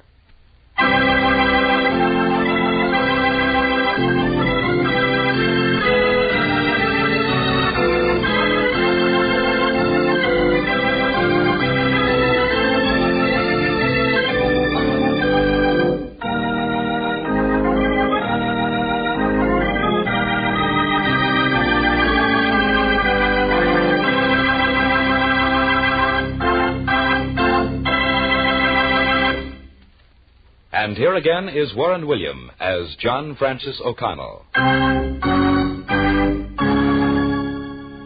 Is there any doubt in your minds but what the late Professor Lucifer Nicolai was mad? Well, there isn't any in mine. No, sir. I want to sleep nights.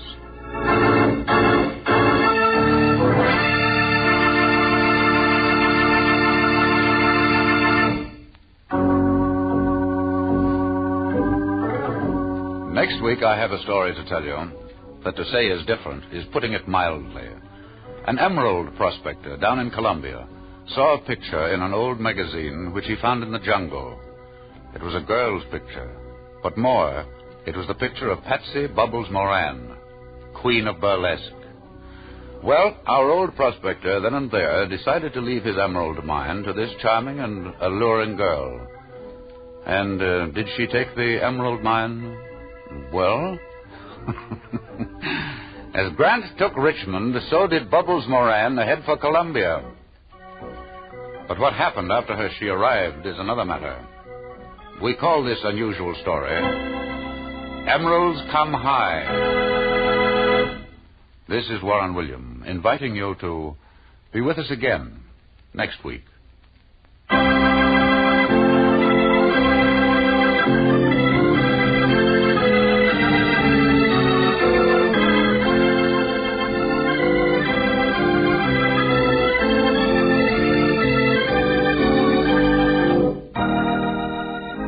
Strange Wills is written by Ken Krapine and directed by Robert Webster Light. Names, places, and events have been changed so that no reflection can fall on any person or persons, living or dead. This is a Teleways feature produced in Hollywood.